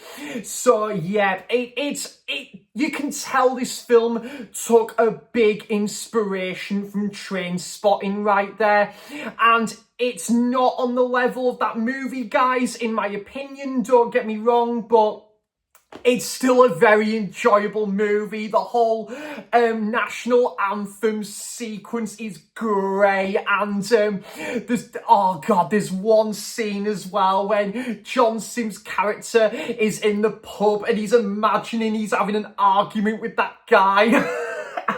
It very much kind of reminded me a little bit of Peep Show right there, where a character would imagine something he'd want to say to that person, and it's kind of kept in there. But, oh man, it is a really just enjoyable film, guys. The soundtrack, pretty damn 90s, but it just delivers. And yeah, just great setting on like in Cardiff and on the weekend, where, you know, a few guys who work at, I think, like this vintage clothing shop, and they're just anticipating the weekend to kick in, and they've got like pretty much 48 hours not working, and they're just like, the weekend has landed and stuff. And yeah, really enjoyable film, guys. Obviously, Danny Dyer, the scene where he's basically in his bedroom and he's doing something other, and then he gets caught. Oh man, that is such a funny scene. And when he's basically chatting shit to that cab driver, oh man, it is a really awesome film, guys. And yeah, pretty good ending as well. There was a rumour, I think this was going to get a sequel as well, but to be honest, guys, for me personally, I'm not really all that bothered about a sequel. I think this suits being its standalone film. So Human Traffic, I'm going to give a 7 out of 10 there. Then I went to the Star and Shadows cinema to go and see Mike Leigh's Secrets and Lies. Now, this film is brilliant, guys. This is a really good British film. Yeah, absolutely brilliant. Is it Beth Blevin? She is absolutely, or Brenda Blethyn, sorry, she is absolutely incredible in this film. Her kind of like her witty dialogue, she kind of uses the term sweetheart a lot, and you know, it's all the charms to her character with that witty dialogue as well. Timothy Spall has got such a cool personality about him, where he's like a photographer, and then you find that Brendan Blethyn, like, she's kind of reminded of a past relationship, something she had in the past all them years ago that comes back into her life, and it has a very much of a connection with this other main lady in there, and then they start to kind of like get to know one another over time and sit down and meet up, and then the main lady in there, I think she's a cleaner as well, I want to say, she doesn't really tell like her daughter about it, who her daughter is like going on a night out and with her boyfriend or someone else, or like she's kind of making preparations for her 21st birthday party there. But this is an absolutely fantastic film, guys. Like the acting is just utterly superb. It is kind of crucial with it, you know, like like some of the stuff that happens for one character or another, but that is to be expected in a Mike Leigh movie, I guess. But brilliant stuff, guys. Like I say, the whole BBQ scene is great, and when there is that announcement at that party as well, and it has that real tension drawn to it, and it really brings out the incredible acting, even more so in that scene as in the latter part of this film. It's absolutely great, and yeah, definitely, I think definitely as it is right now, my favourite Mike Leigh film there. So Secrets and Lies, I'm going to give a 9 out of 10 there, guys. Absolutely fantastic film. Great to see this at the Star and Shadow Cinema as well. Then I had another cinema trip. I went to the View Cinema in Cramlington to go and see pretty much every man and his dog, no pun intended, has been to see this film this month. Superman from James Gunn. Yep, I had a very good time with this one at the cinema, guys.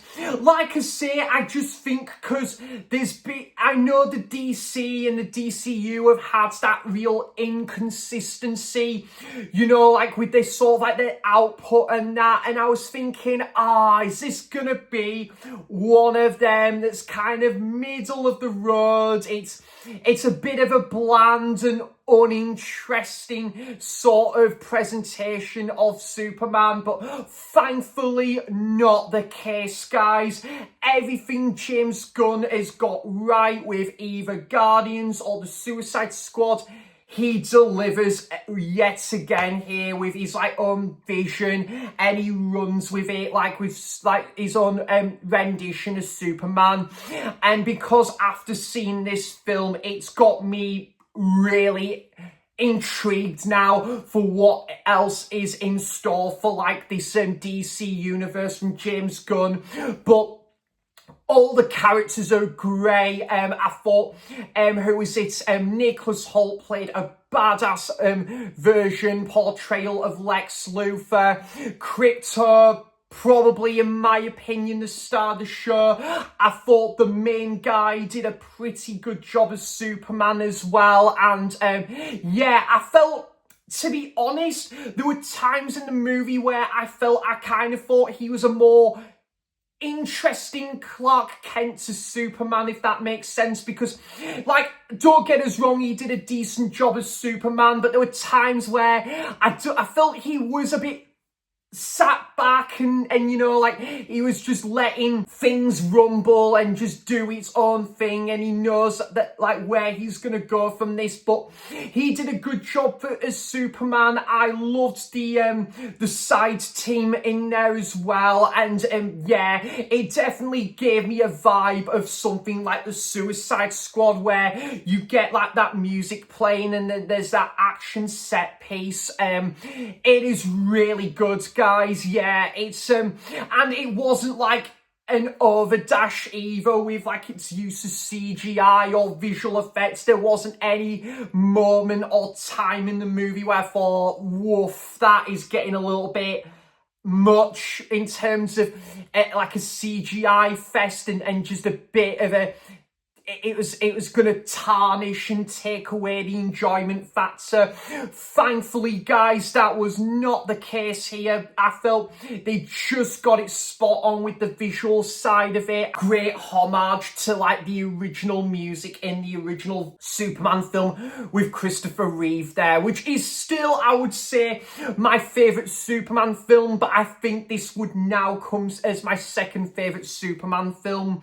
But yeah, I had such an entertaining time, guys. It wasn't even that long either. It was about just bang on the 2-hour mark, and it didn't outstay its welcome. There's been a ton of reviews for this one, guys, so I'd imagine a few of the other guys would probably have done a much better job at reviewing this than me, because I've had to kind of do this kind of quick on the spot as part of this monthly watches video, just to share my initial thoughts. Yeah, I had a great time with this one. I definitely would watch it again, and an awesome final act as well. So Superman, I'm going to give an 8 out of 10 there. I thought, do you know what? I've never seen any of like the Saint Trinian films, and I bought one of the original Saint Trinian films on VHS, should I say, and it was their own take on the Great Train Robbery, and the Saint Trinian's Great Train Robbery. Yep, I had a really entertaining time with this one, guys. Couple of the actors were like from the Carry On films. You also had Reg Fancy, who played Stan in On the Buses as well. So yeah, it was great to see, kind of saw that similar bulk to that sort of humour as well crop up here and there. I really did like that. But yeah, all the cast and crew were having a ball with this movie as well. And yeah, when they kind of suss out that there's this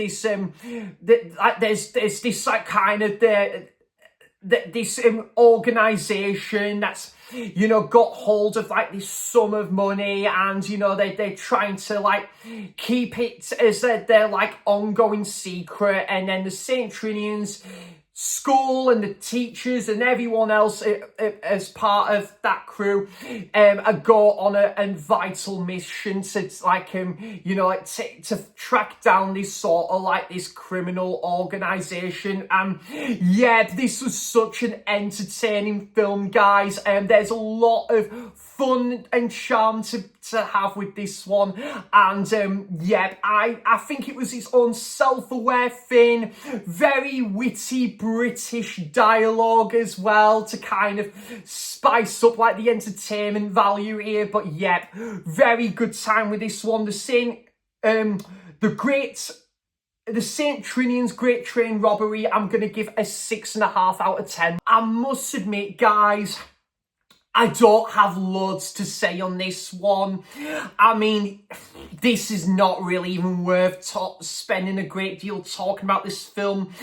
And yeah, I could be quite possibly in the minority with this one, but I just didn't get on with this film all that much. Whilst there was some decent moments about it, and it was an interesting idea for a film, that is the film Sliding Doors there with Gwyneth Paltrow. Yeah, this one just didn't do much for me, unfortunately. I just felt a lot of the characters were just so wooden. They just didn't really do much for me, guys. There was just some like real, yeah, like Gwyneth Paltrow, I didn't care much, but I've never been a big Gwyneth Paltrow fan anyway, but I didn't really like all that about her character in this film. Whilst there was of course a couple of things where you felt sorry for her, but on the whole, like as a leading character, she didn't really do much for me. I felt this film just felt a little bit convoluted at times. It's like, I just felt like it was done. There are movies where they have been that non-linear sort of style, but this just didn't know what it wanted to do, really, guys. I mean, there was, like, I'll say, like, 1 minute we were focusing on the present and the past, and then the present and the past. They kind of just lost the plot, really. I think what I just would have rathered happen was, because I was quite invested at first, like, what was happening at present day in the movie, but then it keeps going back, flashback and flashback, and it kind of took me out of the movie at times. But yeah, I thought the Scottish guy was decent. Is it John Hannah? I thought he was not too bad. But most of the characters just didn't do it for me, guys. And I'm going to be honest, I don't think this one I'm really all that fussed about returning to be honest. Yes, sorry, I don't have a great deal to say on that one. Also, yeah, like I thought there's just some really unlikable characters in that movie as well. The other main girl who is having an affair with the guy who is having an affair with that main girl, and she just, she just wasn't a very nice character, to be honest. So she was quite rude and she was quite abrupt as well. And that ending as well was just a bit pants. It was just meh. It was just whatever, really. So this film just exists. Sliding Doors, I'm gonna give it a 5.5 out of 10 there. However, the next movie, I've got a lot more positive things to say about this one, and that is, I finally watched it. I took up the great opportunity to watch the Star and Shadow Cinema. By the time this video comes out, it'll be last week, and that is The Hitch with Rutger Hauer. And oh my god, wow, this was a fucking great time. This was amazing, guys. Like, wow, this was awesome. I loved this. Hands down, one of the best first time watches of the year for me. This was cracking film, this was. Rutger Hauer, who plays this really unhinged and very sort of temperamental sort of antagonist, but at the same time as this, he is such a badass villain to the story. Yeah, I just thought the whole cat and mouse chase between him and that guy who at the start of the film gives him a lift in the car, and then he makes the mistake of doing so. There was a great cat and mouse chase between these two guys, and they just rival off really good together. The whole side story with Jennifer Jason Leigh at the diner, I felt made a good like sort of side story to the kind of the road journey this film set itself upon. There was some good sort of kills as well to really spice up the tension factor of the film, and just scenes where either in the prison or, you know, at the diner or in this hotel where John Ryder would just come out of nowhere, and, you know, like when he makes that appearance, you know, some shit is gonna like stir up here. I love the score to this, and I thought this film had a real like epic car chase in this as well, and all that scene with the helicopter was amazing. I also did like the whole side plot with that the police force in there as well. Just a brilliant movie, guys, and just kind of like I would class this as a thriller, but it has got, you know, a few like horror-esque elements here and there chucked into the blender here, and this is the sort of awesome movie that we just get from like 1986 here. And that ending, that last shot as well, you know, it just like signs off on a awesome conclusion to the story. So The Hitch, I'm gonna give this one a 9 out of 10. Wonder Boys from 2000. I'm gonna be honest, guys, I didn't absolutely love this one as much as I wanted to. I liked it. Good film. I did think it was a very good film, but I think I don't think I loved it as much as I was hoping for in that first viewing, but there was a lot to admire from the acting. Like I say, Michael Douglas is a great leading character here. You know, this guy champions like leading characters, and you care about his character. You love, like, you are engaged with his performance because he's that much of a fantastic actor to watch on screen. His screen presence, you know, just, you know, couldn't even carry off, even if it was a weaker movie. His screen presence can even carry that weight of a possible weak film.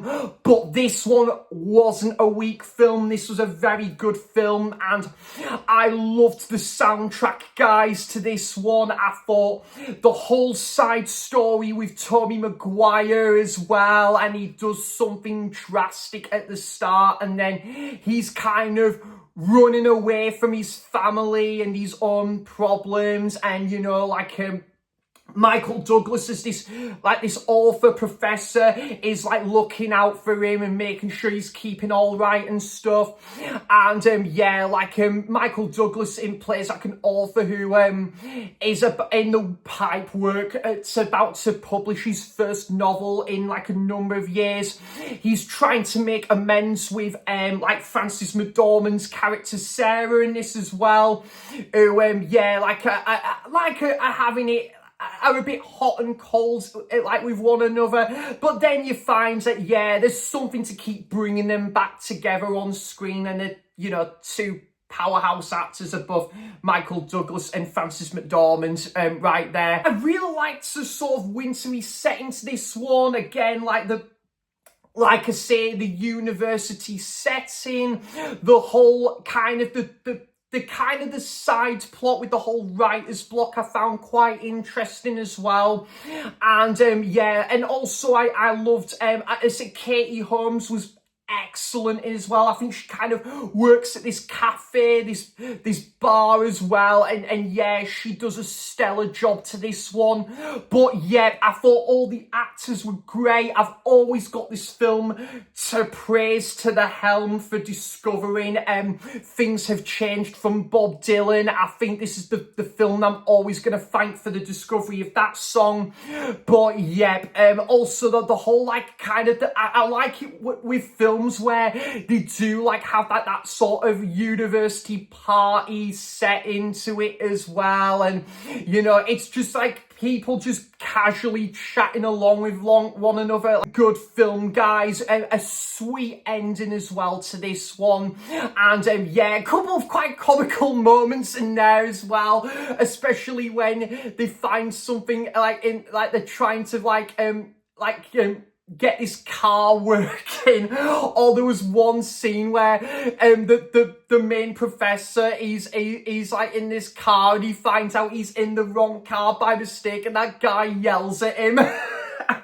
That was quite a comical moment in there, and definitely, I would say quite an underrated movie, this one as well. A 7.5 out of 10 there. Then I had a watch along with Andy and Nige. We had a watch along together, and it was one of the Video Nasties actually that I've had sat on my shelf for a little while now, which does remind me I do need to go through the Video Nasties that I haven't seen yet from my collection there, just over there in the corner. But so this was a first time watch for me and Andy.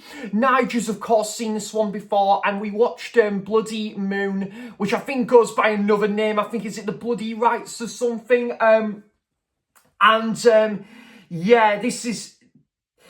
This film was okay, I would say. This wasn't very memorable in my opinion. I found there was some interesting stuff about this movie, obviously when that main guy, I think he's looking after his mother at the start, and then I think it's at this place, and then you've got the girl called, I think she's called Angela, and basically there's a lot of people that are kind of a bit worried about her and that, and and then I think she goes to is it Spanish class, and then she looks at the window and she notices that someone is actually spying on her. There was a couple of there was a couple decent kills in this movie, I will say that and I mean, I must admit there was kind of one horrific scene involving animal cruelty, which that wasn't great, I must admit. But the film was bang average for me, guys. I don't have loads to say on this one. It's like, don't get me wrong, I definitely would rather watch this again over something like Clown in the Cornfield, which I personally didn't get on with. This one I would happily choose over that one again, but yeah, I think just the thing that really set it back for me was just the soundtrack was fucking pants. It was absolutely terrible, some of the music in that film. It was like this piece of like prog rock sort of esque music that I found was just really repetitive. But yeah, the music wasn't great. The ending was decent, though, I will say. When you find out who the main killer was, that was a decent ending. But yeah, this film, it wasn't great, guys. I won't be coming back to this one an awful lot, to be honest. Bloody Moon, I'm going to give a 4.5 out of 10 there. Mozart and the Whale with Josh Hartnett and the other girl who's been in a couple other things as well. But this was a bit better, I will say. This was interesting. And, you know, a film about people on the autism spectrum. So this is a film that I definitely could relate to as well. And it was really interesting to see. He was a taxi driver, and then he decides to form his own community for people on the autism spectrum. And I found that really like lovely sort of like a lovely side to the story there. And then you find he forms a relationship with this girl in it, and they have their own bonds. And yeah, they're kind of just they're a bit shy at first when they're getting to know one another, but then you find over time they're having a really good like connection. And yeah, I found this quite a sweet movie, actually. I really liked oh, who is it? The other main guy in there. I think he played Hank in Breaking Bad. He was in this film. I think that was who it was. He was good in this film. And yeah, I really enjoyed obviously there was the costume party part of the movie, which I found quite fun. And then obviously they'd have a couple of like comical moments where they're trying to look after like the pets and stuff. Yeah, I found this to be quite a sweet little movie, this one. Mozart and the Whale, I'm going to give this a 6.5 out of 10 there. Then me and my dad went to go to the View Cinema in Gateshead. We went the other day.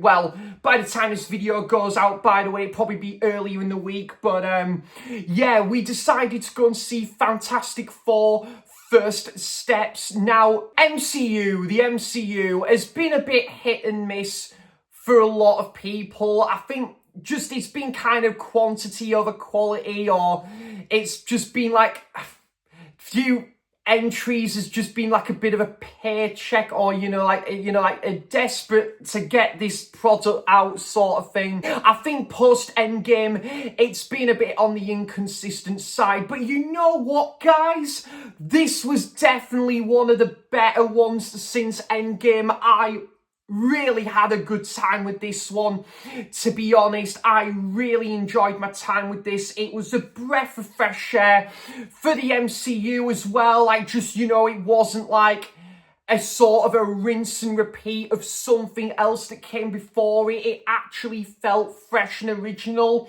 And I think what I really liked about this as well is this film took place, I think it was in the 60s and stuff, and it had a real retro feel about it and stuff, and I really enjoyed that. I thought all the character work in this was ace. I really liked that. I thought Pedro Pascal as Reed Richards, and Susan Storm, who was it, Vanessa Kirby, Julia Garner plays a great villain with the Silver Surfer, and the main guy who played Johnny Storm, and then Ben Grimm, the Thing.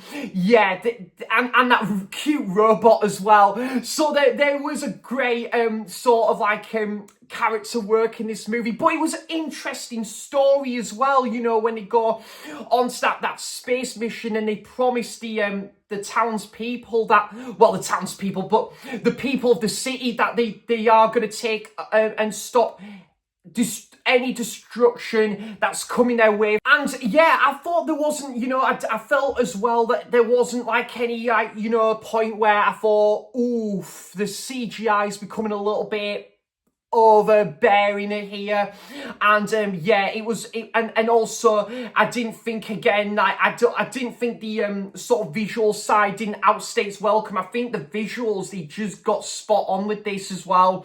But it was a fun final showdown. I think I just really liked the whole setup with you know, like this new sort of incarnation of like the sort of the Fantastic Four put to screen there. And yeah, I think again there was some good like comical humor there, which is what the MCU is kind of, it's one of the MCU's tropes as well. But yeah, had a very enjoyable time with this one, guys. The post-credit scene is kind of it's got like a bit of a hint of what's to come in like subsequent years as well. So as like obviously any MCU film that has a post-credit scene will do that as well. But yeah, this was a fun time at the cinema, guys. I think it's the MCU film I've kind of enjoyed the most since Guardians of the Galaxy 3, I will say that. So yeah, Fantastic Four First Steps, I'm going to give a 7.5 out of 10 there. Then, guys, oh my god, I have never seen this film before. The Naked Gun. Never seen it. It was a first time watch for me. I thought, we've got the new one coming out now with Liam Neeson. That looks so much fun from the trailer. Let's see what the original has to offer. And oh my god, yeah, guys, this did not disappoint.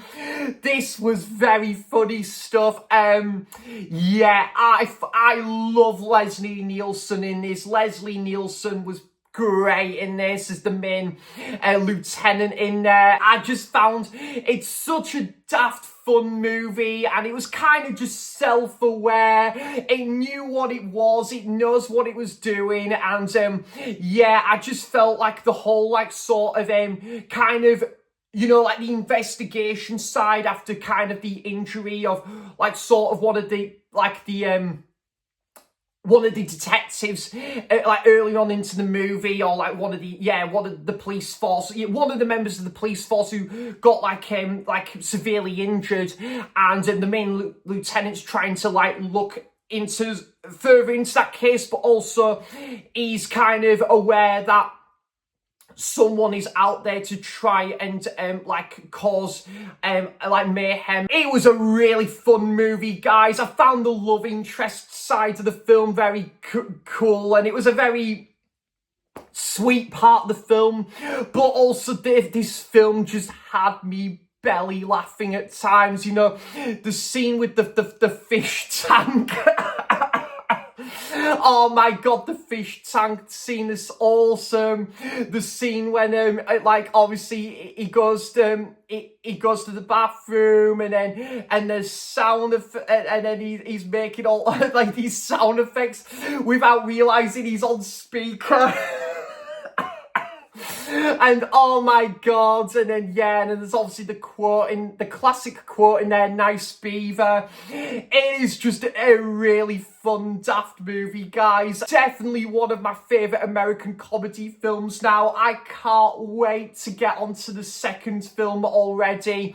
And yeah, it's just a really fun ending as well. And it was this driver that was taking like driving lessons, that was learning to drive, and basically the one scene when he gives her instructions and to basically swear at the guy in that lorry. Oh man, it is just such a fun, witty movie. I love Leslie Nielsen in the leading role in this, and I just love that sort of you know, daft humour as well. It's right up my street, guys. And yeah, great I'd say great opening scene, great villain in there as well, actually.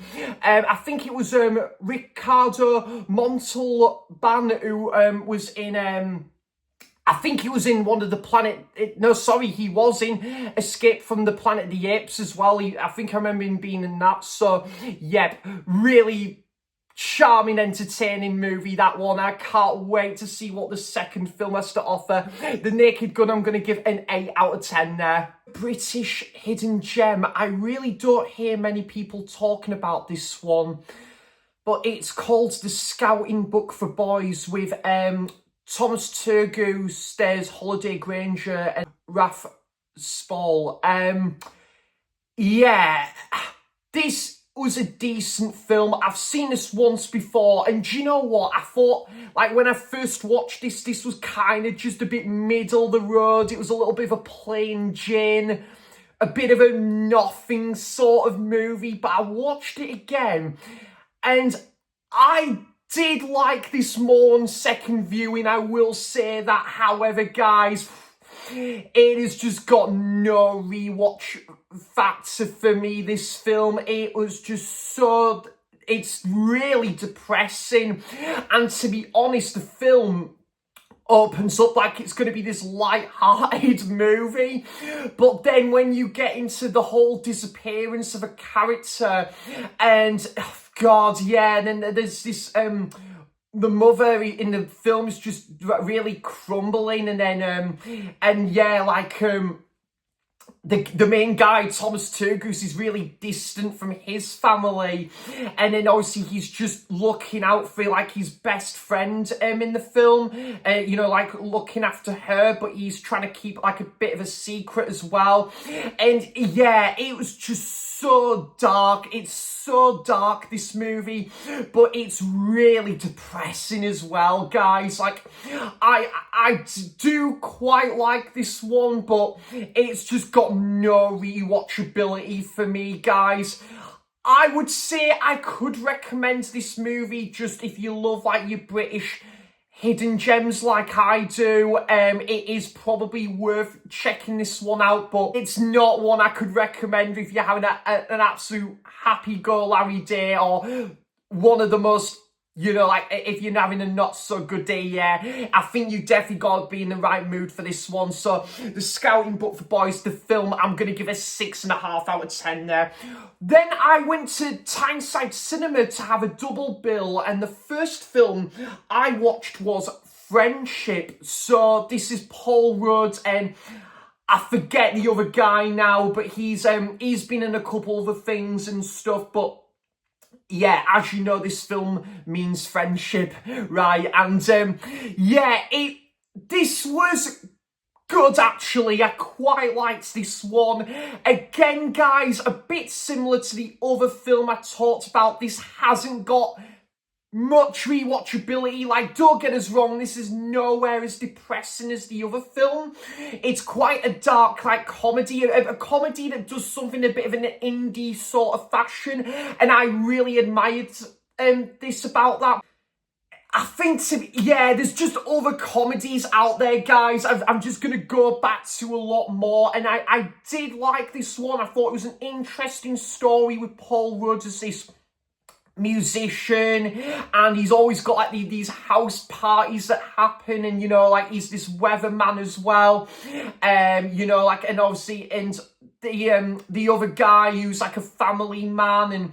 And yeah, like I think he's son and daughter at college. He is like working at this I think it was like this office space, I think, and then like working for this like company and stuff, and I think it's like advertising company, I think it is, he's working for. And yeah, it was an interesting film, guys. There was some good comical elements to this one, I will say that, but it just isn't gonna be a rewatchable movie for me. But I liked it, and I thought Paul Rudd and the other main guy had some decent, like, they had good chemistry to this film as well. Also, I kind of did like some of the camera techniques to this movie as well. Like, there'd be this close-up shot of like a plant or something, and they have that real brooding music that was playing in the background. So there was some decent moments to this one, guys, but yeah, there's other comedy movies I'm gonna go back to a lot more, but this was a good one. And the ending was kind of decent as well, actually. The film Friendship, I'm gonna give a 7 out of 10 there. Now, this was a staff team choice, part of the staff Tyneside Cinema staff choice season for like each of the staff to pick a movie of their choice. And because obviously there was the film Paper Moon that was chosen by one of the staff members, George, quality guy by the way, lovely fella him. And yeah, and this film was chosen by Catherine, who, yeah, Catherine's a lovely girl, yeah, who works at Tyneside Cinema. And yeah, she chose the film, and I have seen this film before and I quite enjoyed it, and that is Reality Bites. Yeah, I have talked about this one in my video last month. I think it was 10 films by actors who are also directors. And yeah, this was probably, I would say, just as good as the first viewing for me. I did like it. It's a good film, you know, like, and again, Ben Stiller to do this as his directorial debut, I think is excellent, guys, especially even before he would go on to being in more of these well-known films he was in. I think this is just a great film that to kickstart his career on the directorial side as well. And of course he starred in it. And yeah, this is a good like coming of age drama though. Like Winona Ryder, who works as part of this news team, and then she finds that she's gonna like transition onto like another job. She's on a job search to look for something else, and Ben Stiller again, yeah, like works as part of this like advertising company. And Ethan Hawke plays this guy who he kind of goes from job to job, but he's kind of a bit of a lost soul as well, and he doesn't really know does his future behold sort of thing. So this has got it's very kind of character driven, but it's really interesting as well. And yeah, I did like sort of, it kind of had again a little bit of an indie feel with kind of like the documentary feel and stuff, you know, like with those like camera techniques as well. And yeah, I kind of really liked that aspect of the film. But also, yeah, I thought this film is got a good soundtrack. Yeah, like it's an interesting movie. As I say, doesn't have like a lot of rewatchability, this one, but I do quite like this film all the same. So yeah, and the ending's fantastic, actually. I do love the ending to this one. So Reality Bites, I'm going to give it a 7 out of 10 there. A Fish Called Wanda. So I must admit, on first viewing, I didn't absolutely love this film, to be honest. I liked it.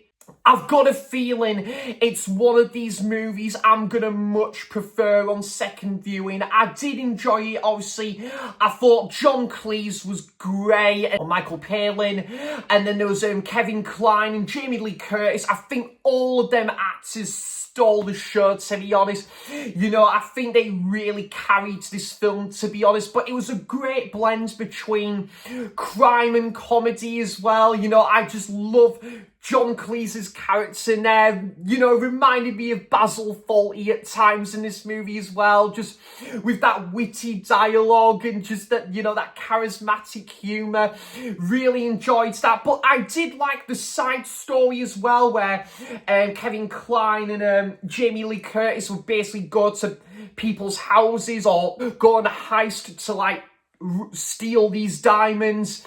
And then when Jamie Lee Curtis's characters basically take on trial, little does she know that she kind of falls for the judge, the attorney, the judge played by John Cleese, and then they have their own like secret affair, really. So it's quite interesting, this film.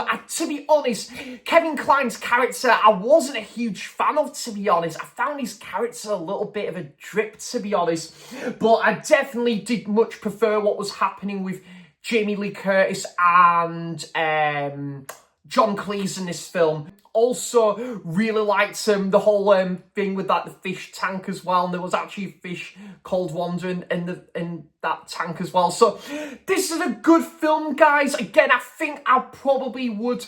I stand probably a better chance of preferring this on like second viewing, but for right now, I did enjoy it, and yeah, it's one I can see myself returning to in the future there. So, A Fish Called Wanda, I'm going to give a 7 out of 10 there. And the last film I watched in the month of July, and that was The Naked Gun 2, The Smell of Fear. Yeah, this was a really good sequel, actually. Yeah, this was a fun sequel. I personally did prefer the original, but I did had a very good time with the second film, and I'm really looking forward to the third movie now. Obviously before the new the latest Naked Gun film with Liam Neeson, which I think has just come out today, so I'm going to try and make a reservation and watch that hopefully this weekend or possibly early in the week, something like that. But yeah, I really had a good time with it, guys. Taken from the same cloth of the first film. It's I think I did had a few more laugh out loud moments in the first film, but not taken away from the sequel. I thought it was a great sort of like return for the characters. Obviously, Lieutenant Frank and the main girl from the first film, and there was some good interesting like new characters to the story as well. The that lecturer, he was a good addition to the story, and also that main guy who's like this, he works at this corporation, he's like this new villain as well, and working for like, I think that this corporation and this power plant, so he was a cool villain. But yeah, there was some really funny moments in there, guys. The scene with him oh, the scene when he's at the is it the Blue Cafe, and then there's the the scene with OJ Simpson, and basically he's just like him fixing up this car, and then basically the car just is on his way, and he's just basically attached to the car. And then he goes down the road, and then he's attached to another car. Oh man, it's so funny. And and the scene with the lion as well, the ceremony sequence as well with the where basically all the people are just really bored out of their heads because of this speech, and in order to like gain their interest again, they have to like read out this sort of like erotic novel in order for them to like wake up again, in order for them to like pay attention. Oh man, yeah. I had a very fun time with the Naked Gun sequel. And again, guys, it's self-aware. It knows what it is. It knows what it's doing, and yeah, definitely looking forward to checking out the third movie now, because I had a pretty good time with the second film, and yep, just again love Leslie Nielsen's character as Frank Debrin in this film. So that is Naked Gun 2, and I would give that a 7 out of 10 there. So guys, that's it. That's all of the films I have watched in the month of July, and I can honestly say this was a fantastic movie watching month, guys. Watched some great physical media titles. I've been to some great cinema trips, and yeah, it's great looking back on all the movies I have watched in the month of July, and I hope everyone has had a fantastic movie watching month as well. There's been some awesome new releases as well, just to add, and yeah, hope and it'll be really cool to see how my movie watching month goes in the month of August there, and I hope everyone has a great August ahead movie watching, and also life in general as well, guys. I hope everyone has a fantastic August as well. So yeah, guys, thanks for all your continuous support on the channel, and I'll be back for more content soon. So thanks for watching, cheers for stopping by, and until next time, I'll see you for the next video. Bye bye.